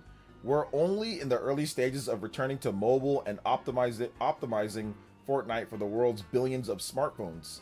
And in being the industry's vanguard, we have taken a lot of bullets in the battle, which why is he using like war analogies? Because it's a game that where you, oh my god, this guy is just a nerd. We've taken a lot of bullets in the battle, which is only in the early days of paying off for ourselves and developers. He's talking about all the lawsuits and stuff. Since it's a thing now, I should note that the layoffs aren't related to AI to the extent it improves productivity. We want to have as many awesome developers developing great content and tech as we can. What we need now, what we now need to do is build awesome Fortnite experiences and fresh seasonal content, gameplay, story, and live events. Accelerate developer tools with greater stability and capability as we evolve from Unreal Engine 5 and UEFN to Unreal Engine. What the? Unreal Engine 6? Unreal Engine didn't Unreal Engine 5 that was like what? That was 2021? I guess it's that quick now these days. Unreal Engine 6. And we'll be kicking off the next generation of Epic with huge launch plans towards the end of the year. This isn't our first time being here. Epic survived upheavals in the 1990s with the move from 2D to 3D with Unreal 1, and the 2000s building console games with Gears of War, and 2012 moving to online gaming with Paragon and Fortnite. Each time we rebuilt our foundations and earned a renewed leadership position. Market conditions today are the most extreme we've seen since the early days, with massive upheaval in the industry accompanied by massive opportunity for the companies that come out as winners on the other side. That's what we're aiming to do for our players. We aim to bring other like-minded developers in the industry along on the journey to build an increasingly open and vibrant future of entertainment together. At Epic, we pride ourselves in laying off 1,000 developers while I am worth $7.8 billion or $7 billion. Oh, wait a minute. Hold up. He didn't write that. My bad. At Epic, we pride ourselves in only hiring the industry's best. So it's very painful to part with so many talented people that I could have used a bit of my salary to save some more of those jobs. But he didn't write that either. So many talented people. Sorry. The folks impacted by the layoffs will receive a severance package that includes at least 4 months of base pay with more based on tenure. Yeah, that's trash. 4 months of base pay. That does not give you enough time. And yeah, sure, more based on tenure, but that's actually garbage. So for the people that don't have any real tenure, dude, 4 months, that is not enough in today's day. I mean, you'll be interviewing, like, that's crazy. There should at least be at least half a year minimum, up to a year, in my opinion. That's what it should be. Probably more like a year for everyone, unless you get another job. If you find another job, then maybe, I mean, how could they know, but whatever, right? Maybe 7-8 months of severance. 4 months is really low. That 4 months is gonna go by just like that, because by March, April, May, June, July, by July it's already done if you're on the lower end of that severance. Anyway, let me finish on here. We're also extending Epic paid healthcare coverage. I guess that's good. Healthcare is completely terrible here. Anyway, for example, in the U.S., they'll receive paid coverage for 6 months. We'll also accelerate their stock options vestings through January 2027 and extend equity exercise options for up to 2 years. We'll have a company meeting Thursday to talk about the roadmap more in detail. So there you go, Tim. Yep, this sucks, man. This is just hot garbage, man. This is hot garbage. You know, this sucks. I feel bad for the employees there, man. Like I said, one of my acquaintances, he's not really a colleague because he's on game development, but somebody that I've known for a long time that I've spoke with on Twitter a lot, JP Kellums. You know, he's a guy that, like I said, he helped develop the original Bayonetta. You know, he was there with Platinum Games at the beginning. He's a good developer, man. He knows what he's doing. He's a team lead guy. He's been on a lot of different stuff. He knows how to make a lot of different games, and he lost his job today. You know?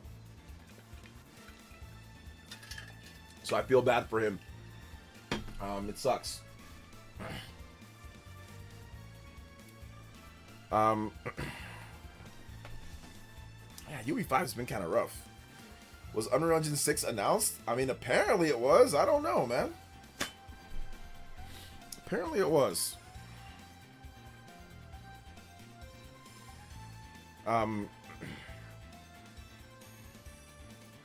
Yeah, I mean, some of the stuff that I added in there, my bad, guys. He didn't actually say that. I'm gonna see Houston. I feel like I've been working at Target as a stalker. When I graduate, no jobs out there, bro. I'm sorry, man. That's why I always say this, man. Like, don't ever put all your eggs in one basket. The days of saying, "Oh, I'm gonna just get a job and do this," unless you're like a doctor, a lawyer, like a dentist, like a specialist, right? Like an engineer. Like, even an engineer is tough sometimes. But unless you're like an absolute specialist in demand, you should always have multiple options. Hey, I'm gonna do this. on the side. I'm gonna run a side. I'm gonna do YouTube, or I'm gonna do something. I'm gonna stream on the side. I'm gonna build like maybe like buying and selling. You know, like I'm gonna build something. Like today's day, you've got to be multi-dimensional. You can't just say I'm just gonna get this one job and I'm gonna do this, because you just don't know if it's gonna work out for you. You don't know how the hiring process is, man. It's rough. It's really rough. The gaming industry is so volatile, it seems. Yeah, it's kind of crazy, man. It's pretty volatile right now. So it's pretty volatile.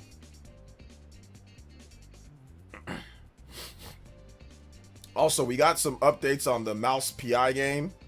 Mouse PI for hire. We got a true physical cart on the Switch too. So the game is coming out, I think, in April.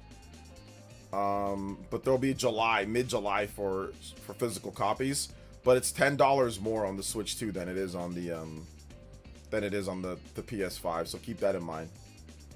$10 more for the base version. So $39.99, and then I think it's $60 for like the Ultimate Physical Edition, where it's I think $50 on the PS5 for the physical. But yeah, Mouse PI physical, good stuff there. So that's a thing.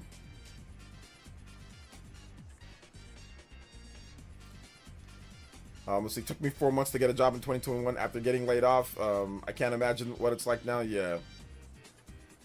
I'm going to start slanging tacos out of the keyboard anyway. Yeah, man. Got to do something. Game devs have it rough this generation. Yeah, game devs have it rough this generation. I agree, man. It's been crazy. Does the game have multiplayer? I think it's a single player game. The Mouse PI game, I think it's single player. See, I don't think it has multiplayer. But yeah, let me double check. Due out July 10th. So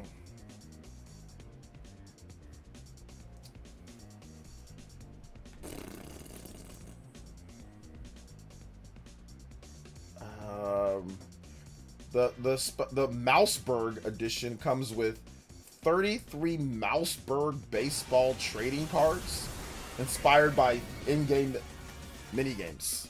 I'm afraid to think about what the gaming industry would look like if Switch 2 didn't come. If Switch 2 didn't come, this would be bad. Because now we even have a Neo or whatever that they're saying that it's not even viable to sell. They're saying that it's not even viable to sell handheld PCs, and Valve doesn't even have stock because the RAM and everything is just so bad right now. So yeah, it's not good right now, Justin. Like, it's not good. Thankfully, the Switch 2 is helping boost some stuff, but like I said, Bloomberg and some of these people are sitting there acting like it's not doing well or it's like flopping. It's like, okay, if that's flopping, then like this whole industry is cooked. Because if you guys think that Switch 2 is not doing well because people don't want it and all that, or because of price and stuff, wait till you see the prices of these next generation systems from Microsoft and Sony. People are not just going to run out there and buy them just because. They're really not.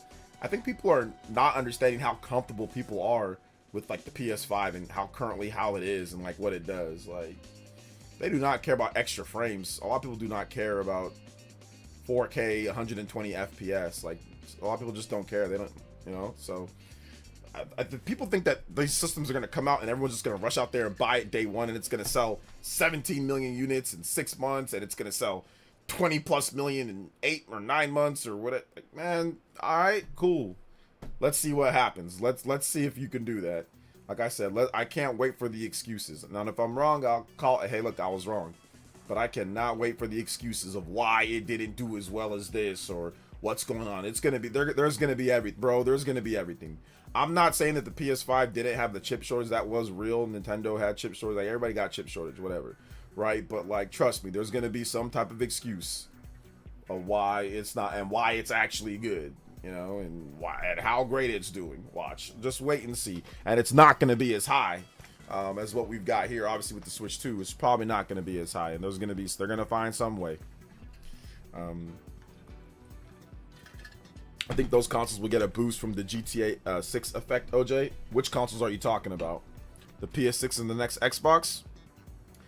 No, they're gonna just buy. People are just gonna buy buy it on the PS5. The PS5 is gonna get the biggest boost. People are just gonna buy PS5 for it. That's really what it's gonna be for. Because GTA is already gonna be. I mean, if it comes out this year, the next generation consoles are coming out next year or whatever. So sure, will there be a boost of some people? But a lot of people are already gonna play GTA. GTA does really well over time. System selling potential or capabilities, it's definitely there. It's going to sell a lot of systems and all that, but it's going to sell a lot of PS5s. People are going to play the lowest common denominator for GTA. It's not going to be everyone's going to rush out and buy PS5 Pro. People are going to rush out and buy the cheapest PS5 they can get. That's how it works for like these big general casual games. Like casual, I mean like where it reaches out way past the like, you know, the core gamers. People just buy whatever like what they can get. Like, oh, give me the base PS5 for this, and I'll just buy GTA 5 or GTA 6. So the reason why I'm saying that is because if you go from like GTA, like let's say for example, GTA 5 to GTA 5 on the PS4 or GTA 5 on the PS3 to PS4, it's not like, oh my god, GTA 5 came out on the PS4, all of a sudden 5 billion people bought a PS4, all of a sudden that sold the system like crazy, way more than any other system we've ever seen. That didn't happen.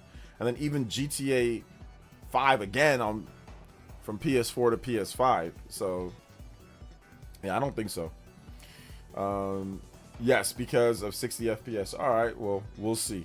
We will see. I think people are just gonna buy it on PS5. I think PS5 is going to sell. It's going to sell PS5s. I don't think it's just going to all of a sudden sell crazy amounts of $1,000 system plus or $600 or $780 system when you can literally get it on the PS5 and it can be good for $400 or $500. But once again, if I'm wrong, I'll call myself being wrong. But I doubt it. I doubt it.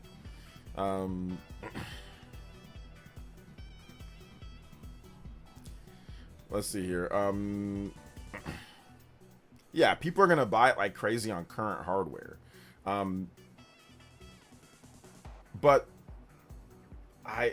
if you think that, like I said, we'll revisit it once it comes out on PS6 for the 60 FPS, and let's just see if everybody rushes out to go buy it because of 60 FPS when they've already been playing it for years. I don't think so. But like I said, we will see. We will see.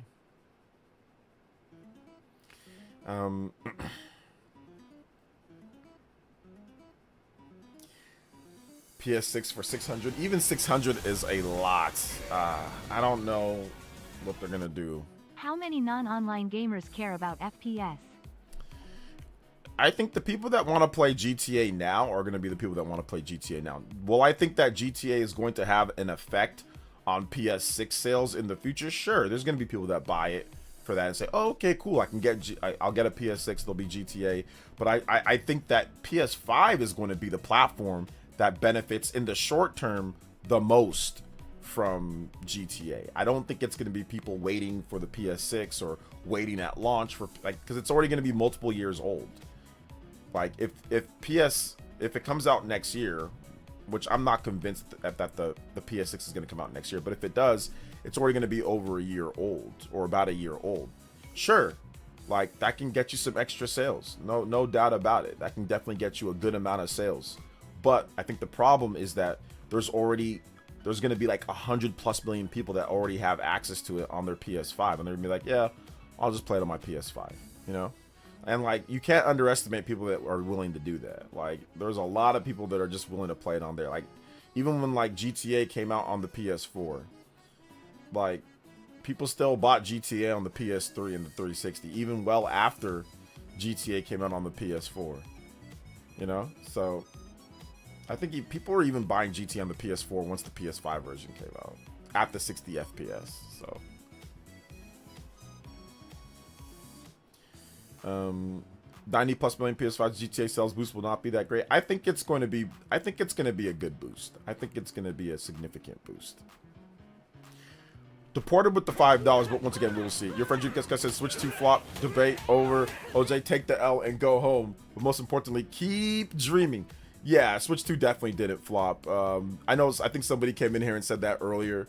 That he said it flopped, and no, it didn't. Once again, Dreamcast guy, he doesn't really know sales discussion and articles and stuff like that. And I'm pretty sure he didn't cover what, like, I don't think he even knew or knows that it's the second best selling system here in the US over the right now at this point through February. I don't think he even knows that, because once again, Dreamcast guy he's not really sales stuff. He just kind of goes off what everyone's saying, like the headlines and all that. So I mean, yes, he said that it's flopped. He said that it's not flopped. I mean, this is what people who don't know what they're talking about, usually they'll flip-flop back and forth because they just go off of what people are saying on Twitter.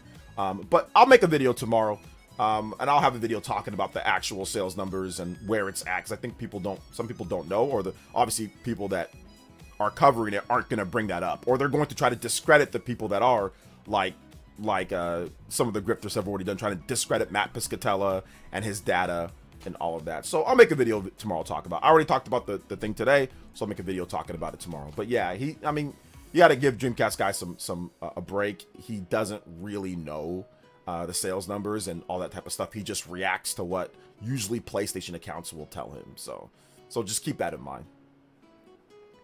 Cut him a break, you know. Let's see here. I feel like PS5 Pro customers are getting screwed by how they are trying to push the next gen.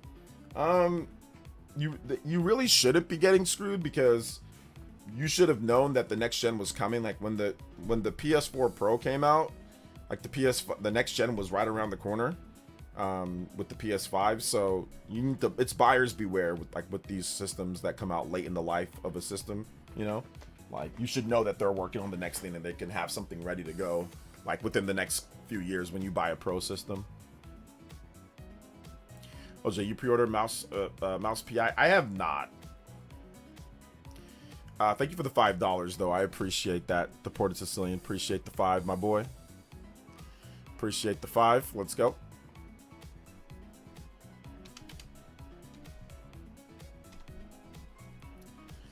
Let's see here. He doesn't get a break for his nonsense. Like I said, guys, he's not an analyst. Dreamcast guy does not look at sales numbers like that. He does not, like I said, he probably does not even know that the Switch 2, I don't know if anybody watched, I didn't watch the video, but I mean, did he even mention that the Switch 2 is the second best selling system as of right now here in the US and things like that? Like, so yeah, nobody actually thinks that the Switch 2 flopped. That's not a logical viewpoint. Once again, he's going off of just headlines. Like I said, but I didn't watch the video, but I'm guessing he's just going off of headlines from PlayStation accounts and people on Twitter. I'm guessing he's not actually looking at the actual, like, oh, okay, it sold this much, or it did like this. It's kind of also like a little bit console war stuff. Oh, but if it doesn't outsell PlayStation, that means it's this. Or if it doesn't do better than, like, that means it's not doing as well. Or, oh, let's just ignore Japan. We're just going to talk about, you know, one region. Like, I'm guessing that's what he's doing. I'm just guessing. Once again, if you guys let me know if you watched the video. I didn't watch it, so I'm just assuming, since people have been telling me. I'm just guessing. But once again, it's a reaction to what people say on Twitter, to, like I said, grifting type grifters. I'm not saying he's a grifter, but grifters who talk about that. It's not an actual in-depth sales analysis from anybody who knows what they're talking about. So just keep that in mind, guys. He more just reacts to things and how people think. He doesn't actually know sales numbers or call out, you know, the issues with Takahashi Mochizuki, or, like, I don't think he's privy to all that knowledge, which is okay. Once again, he doesn't research like that. So yeah, I get all my news from Dreamcast guy. Yo, thank you for the 2. I appreciate that. I would not underestimate Mark Cerny. I think he's cooking with the PS6. I'm not underestimating him. I'm talking about the price and the economy. But if you guys think that people are just gonna rush out and buy, okay, no problem. I mean, that's what people said about the PS3. That's what people said it's gonna hit PS2 numbers or close to it. Did not. That's what people said about the PS4. That did not hit anywhere near PS2 numbers, and that had the market by itself.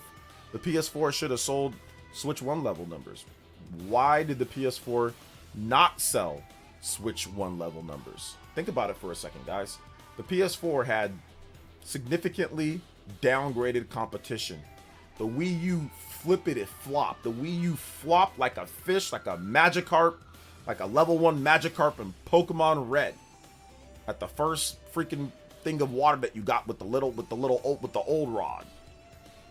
The PS4 did not hit the numbers that the Switch 1 hit, or that the PS2 hit, or that the DS hit, or even the gap in between the DS and, like, the PS4, like that, like, you know, it did not hit those numbers. and it had the Wii U flop. The Xbox One did better than the Wii U, a lot better than the Wii U, but the Xbox One sold less than 60 million units. The Xbox One was not, it sold way less than the Xbox 360. It sold 20 million units plus less, or a good amount less. The PS4 should have sold 150 million units. If you look at the competition around it, it had all the third-party games. It had Nintendo didn't even get a lot of like the Weeb games. It had pretty much de facto exclusives in Japan with like Monster Hunter World and all that. And the PS4 had a better price. The PS4 had a $400 price when it comes, and it had multiple discounts down to like $199 at times. And the PS4 was not able to sell crazy like the Switch one. So it's like people just thinking that people are gonna rush out and buy it just because it's PlayStation. They should have rushed out and bought the PS4 like crazy, all things considered, and the economy was way better back then. So, no, I think that this is going to be one of the tougher sells, considering how good the PS5 is, considering how people hold on to their systems, considering the economy at this point, and not sure how much better it's going to get over the next year or so. I am not willing, from an analytical standpoint, to say everyone's going to rush out there and pick it up. Nah, not yet. We don't know the price. We don't know all that. We got to get the price. We got to get the launch games. We got to get the cross-gen plan. We got to get a lot of stuff before I think about that. And I got to see some stuff. Now, are they probably going to be successful? Yeah, because most PlayStation home consoles are successful. I'm just saying, like, I don't know if it's going to come out and break a bunch of records or all of that, because once again, the PS5 is still really good and it's still going to get a lot of games. And the PS6 could be very expensive. That's all I'm trying to say. I'm just going off of that, you know? Xbox One X did play a lot of games better than PS4 Pro at the time. Pro systems don't determine what system usually sells better. Those don't sell enough. And they come out too late in the life, Nick. By the time that the Xbox One X came out, and by the time that the PS4 Pro came out, that was already multiple years. That was like half a decade into the launch. I think it was 2018 for the PS4 Pro, and I think it was 2017 or 2018 for Xbox One X. So those don't determine how well a system is ultimately going to sell. And even after those systems come out, people still buy the cheaper option. Like, you can look at the sales numbers. The PS5 Pro does not sell anywhere near as good as the PS5, the base PS5. The Xbox One X sold nowhere near as good as the Xbox, as just like the Xbox One, regular Xbox One or Xbox One S. It just doesn't sell as good because people would rather take the cheaper option. And that happens all the time with Pro systems, like at least with the last generation Pro systems. It's happening now, like with the PS5 Pro. PS5 Pro is doing okay, but it's still selling at around the same clip percentage-wise as the PS4 Pro in comparison to the base sales. So yeah, I don't see. I don't see it just coming out and all of a sudden selling 50 million units like how some people are trying to anticipate.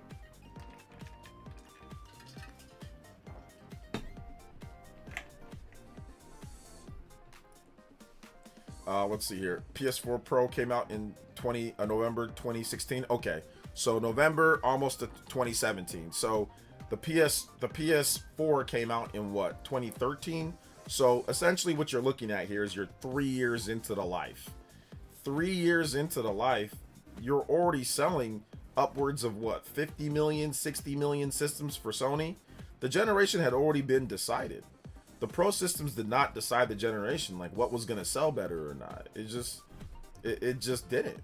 And once again, Sony already stated, and like it was a fraction of the sales. The PS4 Pro was a fraction, like 13%, less than 15% of the overall sales of the PS4 Pro were the PS4 Pro.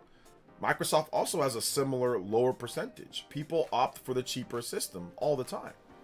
The PS4 Pro did not have a crazy market share with the base PS4. The base PS4 sold significantly better.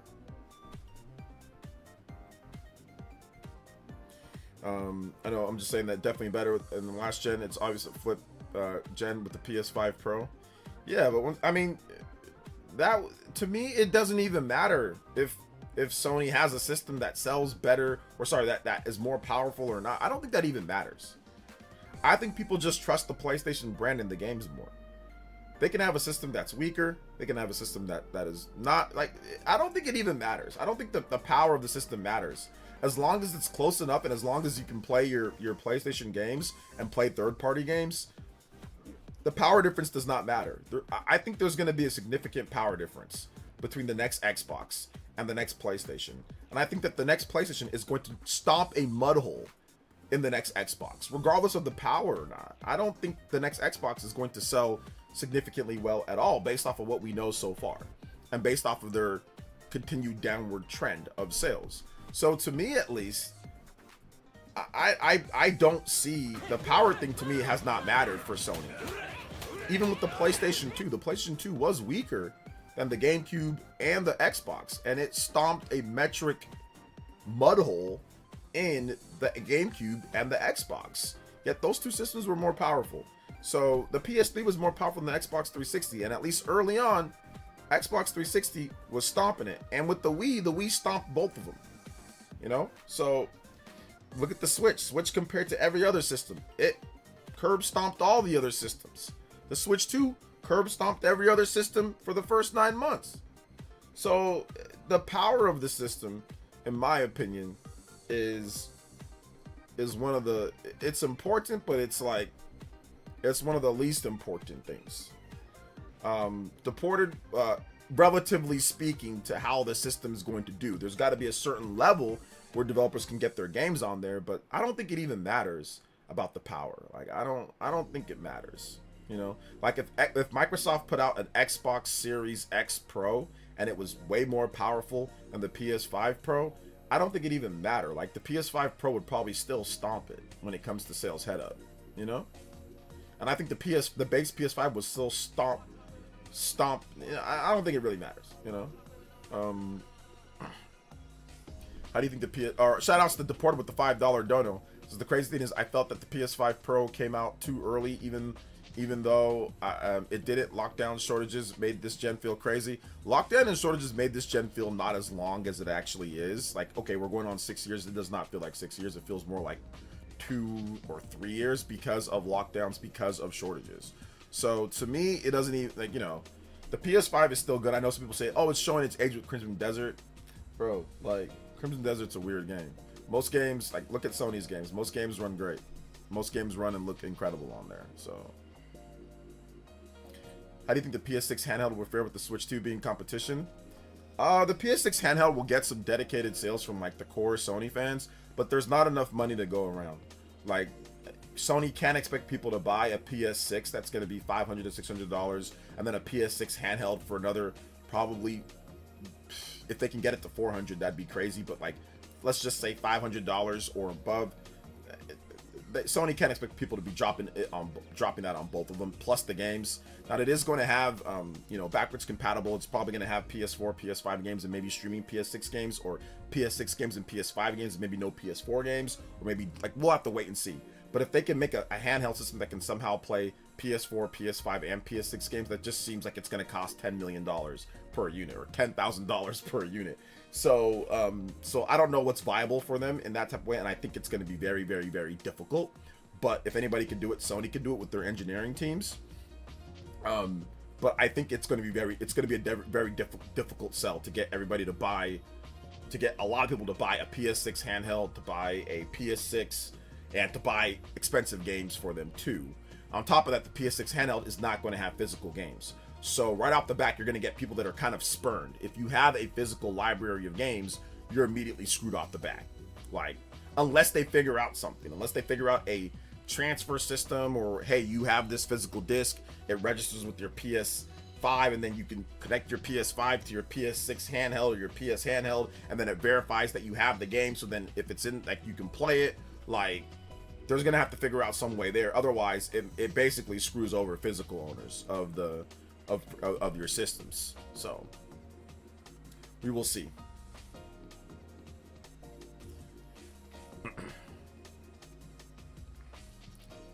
I know people want a better version of the system. Sure. I'm not saying that it's not going to sell, guys. Nobody's saying that. So obviously now that the Xbox One gen, they're coming off one of the Xbox 360s, so still had some hype around it. Xbox, the One X was very popular for the enthusiasts at the time. Nick, what world are you living in, bruh? Coming off the three, you know that they killed all their goodwill right there at E3? All that hype, all that momentum, all that stuff that they got for the 360 vanished in the snap of a finger. You don't remember what happened, brother? And then Sony finished them off with that stupid video of Yoshida and that dude, the Boyles dude, passing the game to each other. This is how you borrow games on PlayStation. Like, Sony delayed their press conference an hour while they adjusted the sales. They were gonna do a bundle with, this is just speculation of what people were saying, but on good information, who knows though, for real. But Sony delayed their press conference by an hour to completely change everything that they were going to do for the PS4, to change the price, to finish off Microsoft. They won the generation right there. They won the generation right there. That's all it took. That's all it took. Sony had a better price. They had a more powerful system, and they absolutely cooked Microsoft at the biggest stage at the time back then. That's all it took. People just switched over. They just flip-flopped. That's all it took, man. So the Xbox One had a terrible launch. It had a terrible start. At the most influential show, it couldn't have gotten any worse for Microsoft.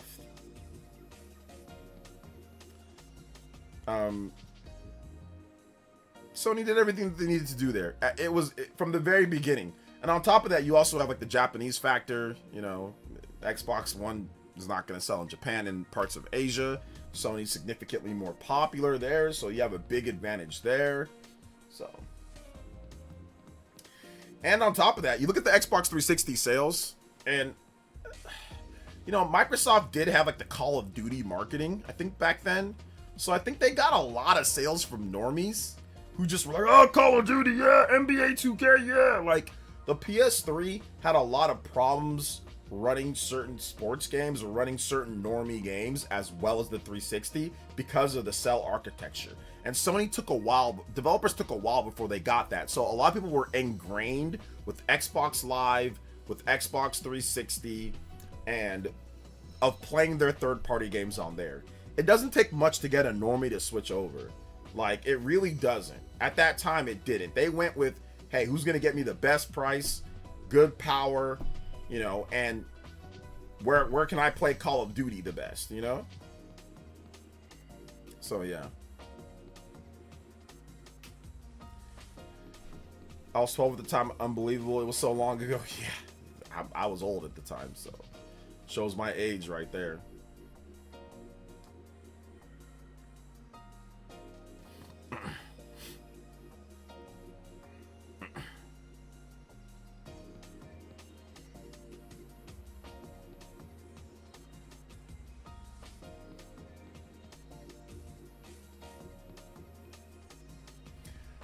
360 had the US market unlocked. It did. But once again, that was through normie games, bro. That was through Call of Duty. That was through Madden. That was through NBA 2K. As soon as the better place to play those games became PlayStation, all of a sudden it switched right back to PlayStation. All of a sudden, it went right back from the PS2 having the US market to 360. Now it went right back to Sony. It's not like those guys were diehards. Those normies, those guys can be, all you got to do is wave a freaking army hat in one direction.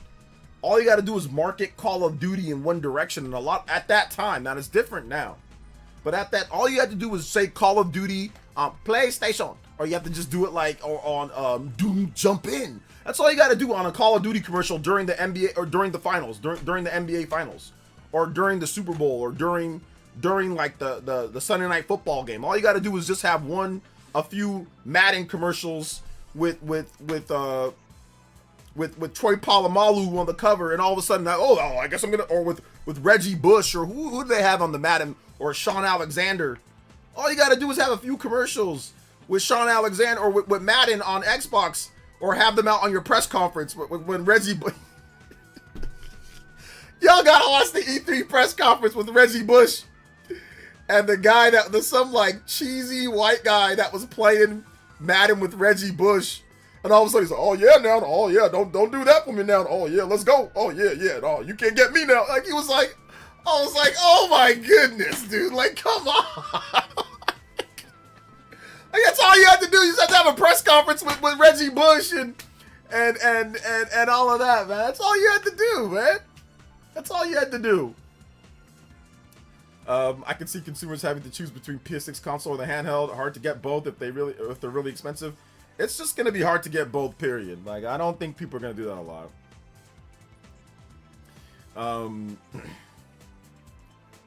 See, yeah, Nick, you were young, bro. You were young. Back then, you were what? Because you're early 30s, right?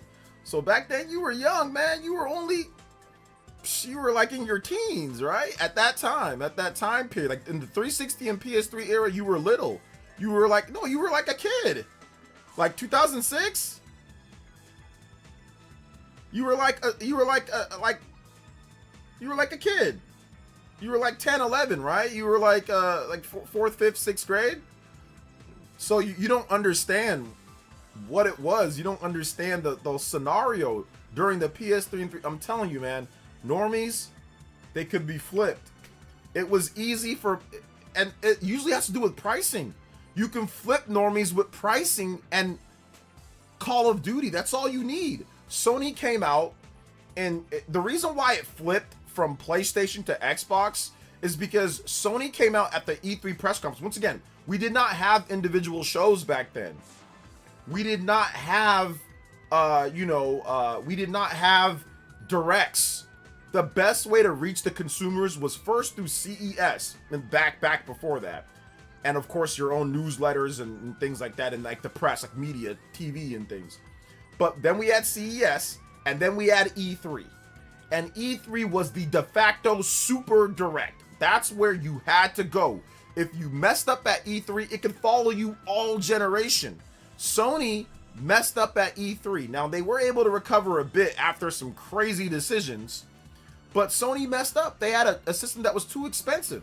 It was too pricey. Developers had problems developing on it. Like Madden was 30 FPS. No, I'm telling you what's happening, why things flip back and forth, Nick. I know you're talking about the PS4 gen, but I'm explaining to you. The PS3 was too. The reason why it flipped, where the 360 got hot, was because Sony fumbled. That's the reason why. Sony fumbled. If Sony didn't fumble, it would have never flipped to Xbox. So I'm telling you what set up the PS4. What set up the PS4 was the PS3 fumbling. Was Sony fumbling. So then when Sony fumbled, they overcorrected. They made sure they used off-the-shelf PC parts, Jaguar CPU, make the system affordable or more affordable. They did all that. Microsoft got a bit overconfident and said, okay, we can put this Kinect in here because we sold 20 million Kinects. And they said, oh, we can do this. And they had the unfortunate of going first. And then they also tried to do that weird stuff like with like used games and all of that with digital libraries and used games that people did not like. So that's the reason why it flipped, because of that.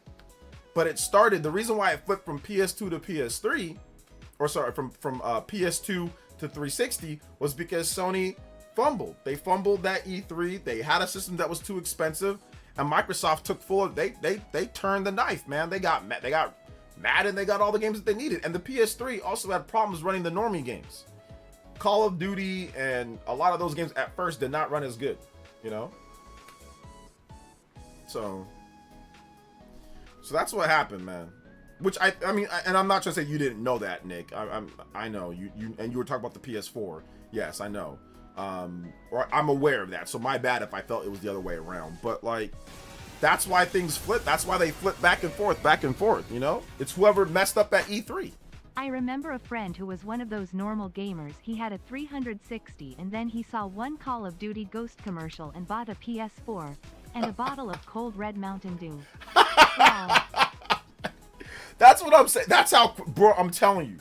That's why I'm saying like the Xbox Yeah, well, did they have momentum? Yeah, kinda. But did they really have momentum? No, because momentum means nothing. In the years of E3, momentum from one generation to the next generation means absolutely nothing. If you mess up at E3, you're cooked. If you mess up at CES, before that, you're cooked. Sega got cooked at CES when Sony came out and said $299. You know, that's all I had to say, right? Like and Sega messed up the announcement, they messed up the games, and PlayStation was able to jump in as a newcomer and get all of the market share while Nintendo waited for the N64. But even after the 64, PlayStation still had all the developers and everything because of the cost. So when you make mistakes, it doesn't matter what people play. They will flip. Now, in today's day, it's a little bit different. You got internet, you've got all sorts of tools. You don't need E3. There is no E3. You've got individual content creators making content. Back then, we didn't have content creators. Content creators affect a lot of things. So you're going to see a lot of jockeying and weird type of things happen. But Microsoft not being as successful with the Xbox Series S, it doesn't really have anything to do with content creators. It's Microsoft just messed that one up. They messed that one up themselves. And not even because of pricing or anything like that. They just messed it up because of games. Good old fashioned messed it up because of games. They just messed up because of games. So they needed to have better system sellers for the Xbox Series. I knew many teens at my age at the time that switched to the PlayStation in 2013. Yeah, because it was the easy thing to do. It's like, why should I buy the Spy Box when I can buy this one that's cheaper and plays everything? And it's Sony. You know they're gonna have, you know, they're gonna have God of War. You know they're gonna have, you know, whatever else, all their I mean, I always say, you know, they're gonna have, but they always ditch all their franchises whenever they move to the next system. Ratchet and Clank, but like, you know, MotorStorm, SOCOM, a lot of games. I think did they have a SOCOM on PS4? I don't remember, but a lot of games got ditched after the PS3 gen. But you know, anyway, that's gonna wrap it up for this video or this stream. I went over by 10 minutes or so. I want to say thank you for all the support tonight. We hit 140 on the combo board. That is nearly a platinum and a half. We're 10 away from a platinum and a half. Let's go. Sorry, deport. We're 5 away. My bad. But we are good. Thank you guys so much for the overclocks and everything tonight. You guys have been incredible. You should drop a promo and debate Dreamcast Guy, no holds barred. I am not debating Dreamcast Guy on Switch 2 sales and all of that, because once again, Dreamcast Guy will flip-flop when the sales numbers come out and we get the sales numbers, or if they win MPD or Circana, he'll make a video about how the sales numbers are good and I was wrong. So there's no point in debating somebody who is not even sure in what they're saying in the first place. They just say whatever's going to get them the view for that because they don't have as much knowledge on what's happening. They're just reacting to Twitter. So there's no point in debating him. And Dreamcast Guy's my friend. I'm not going to, but guys, come on now. Come on now. There's no point. He's just going to flip, just like he flip-flopped with the sales last year. He said that it's flopping. Then he said the sales numbers came out. Then he said it was doing good. Now there's this coming out. He says that it's flopping. He's just going to say it's good after the sales numbers come out in May. So there's no point in debating people that just react to whatever is the news. Like I said, and plus he's my friend as well. So I'm not going to do that. So yeah, there you go. I'm not going to do that. Let's see here. But thank you guys for the support today. Thank you, Mr. Deported. Thank you, Justin. California Smash as well. So that was awesome. So thank you guys so much for your support tonight, man. I really appreciate it. I really, really, really appreciate it. So thank you guys for the support. Thank you guys for being awesome. Check out my most recent video where I go over the sales and the discussion with the Switch 2 and all of that. And like I said, there wasn't really too many trolls because, like I said, I think I kept it chill. I kept it cool. And some people came in today and were trying to be like weird, but I was like, I just responded with facts and stuff. Once again, they did this with Switch 1. People did this again. I'm more looking forward to the actual games coming out. I'm looking forward to Yoshi coming out. I'm looking forward to Super Mario Bros. Wonder this week. I'm looking forward to Pokemon Champions down at this point. I'm looking forward to playing more Xenoblade. I'm actually looking forward to the games. People that are just doing this Switch 2 sales, not doing good in the U.S. product, like this is nonsense. This is nonsense for the most part. To be honest, it's clickbait just to get once again, investor Bloomberg clickbait once again. The more you dig deep, the more you look into it. That's just really what it is, man. I'm sorry. I can't sit there and say that it's not, considering the Switch 2 is the second fastest selling system, second best selling system through the first 9 months in the US.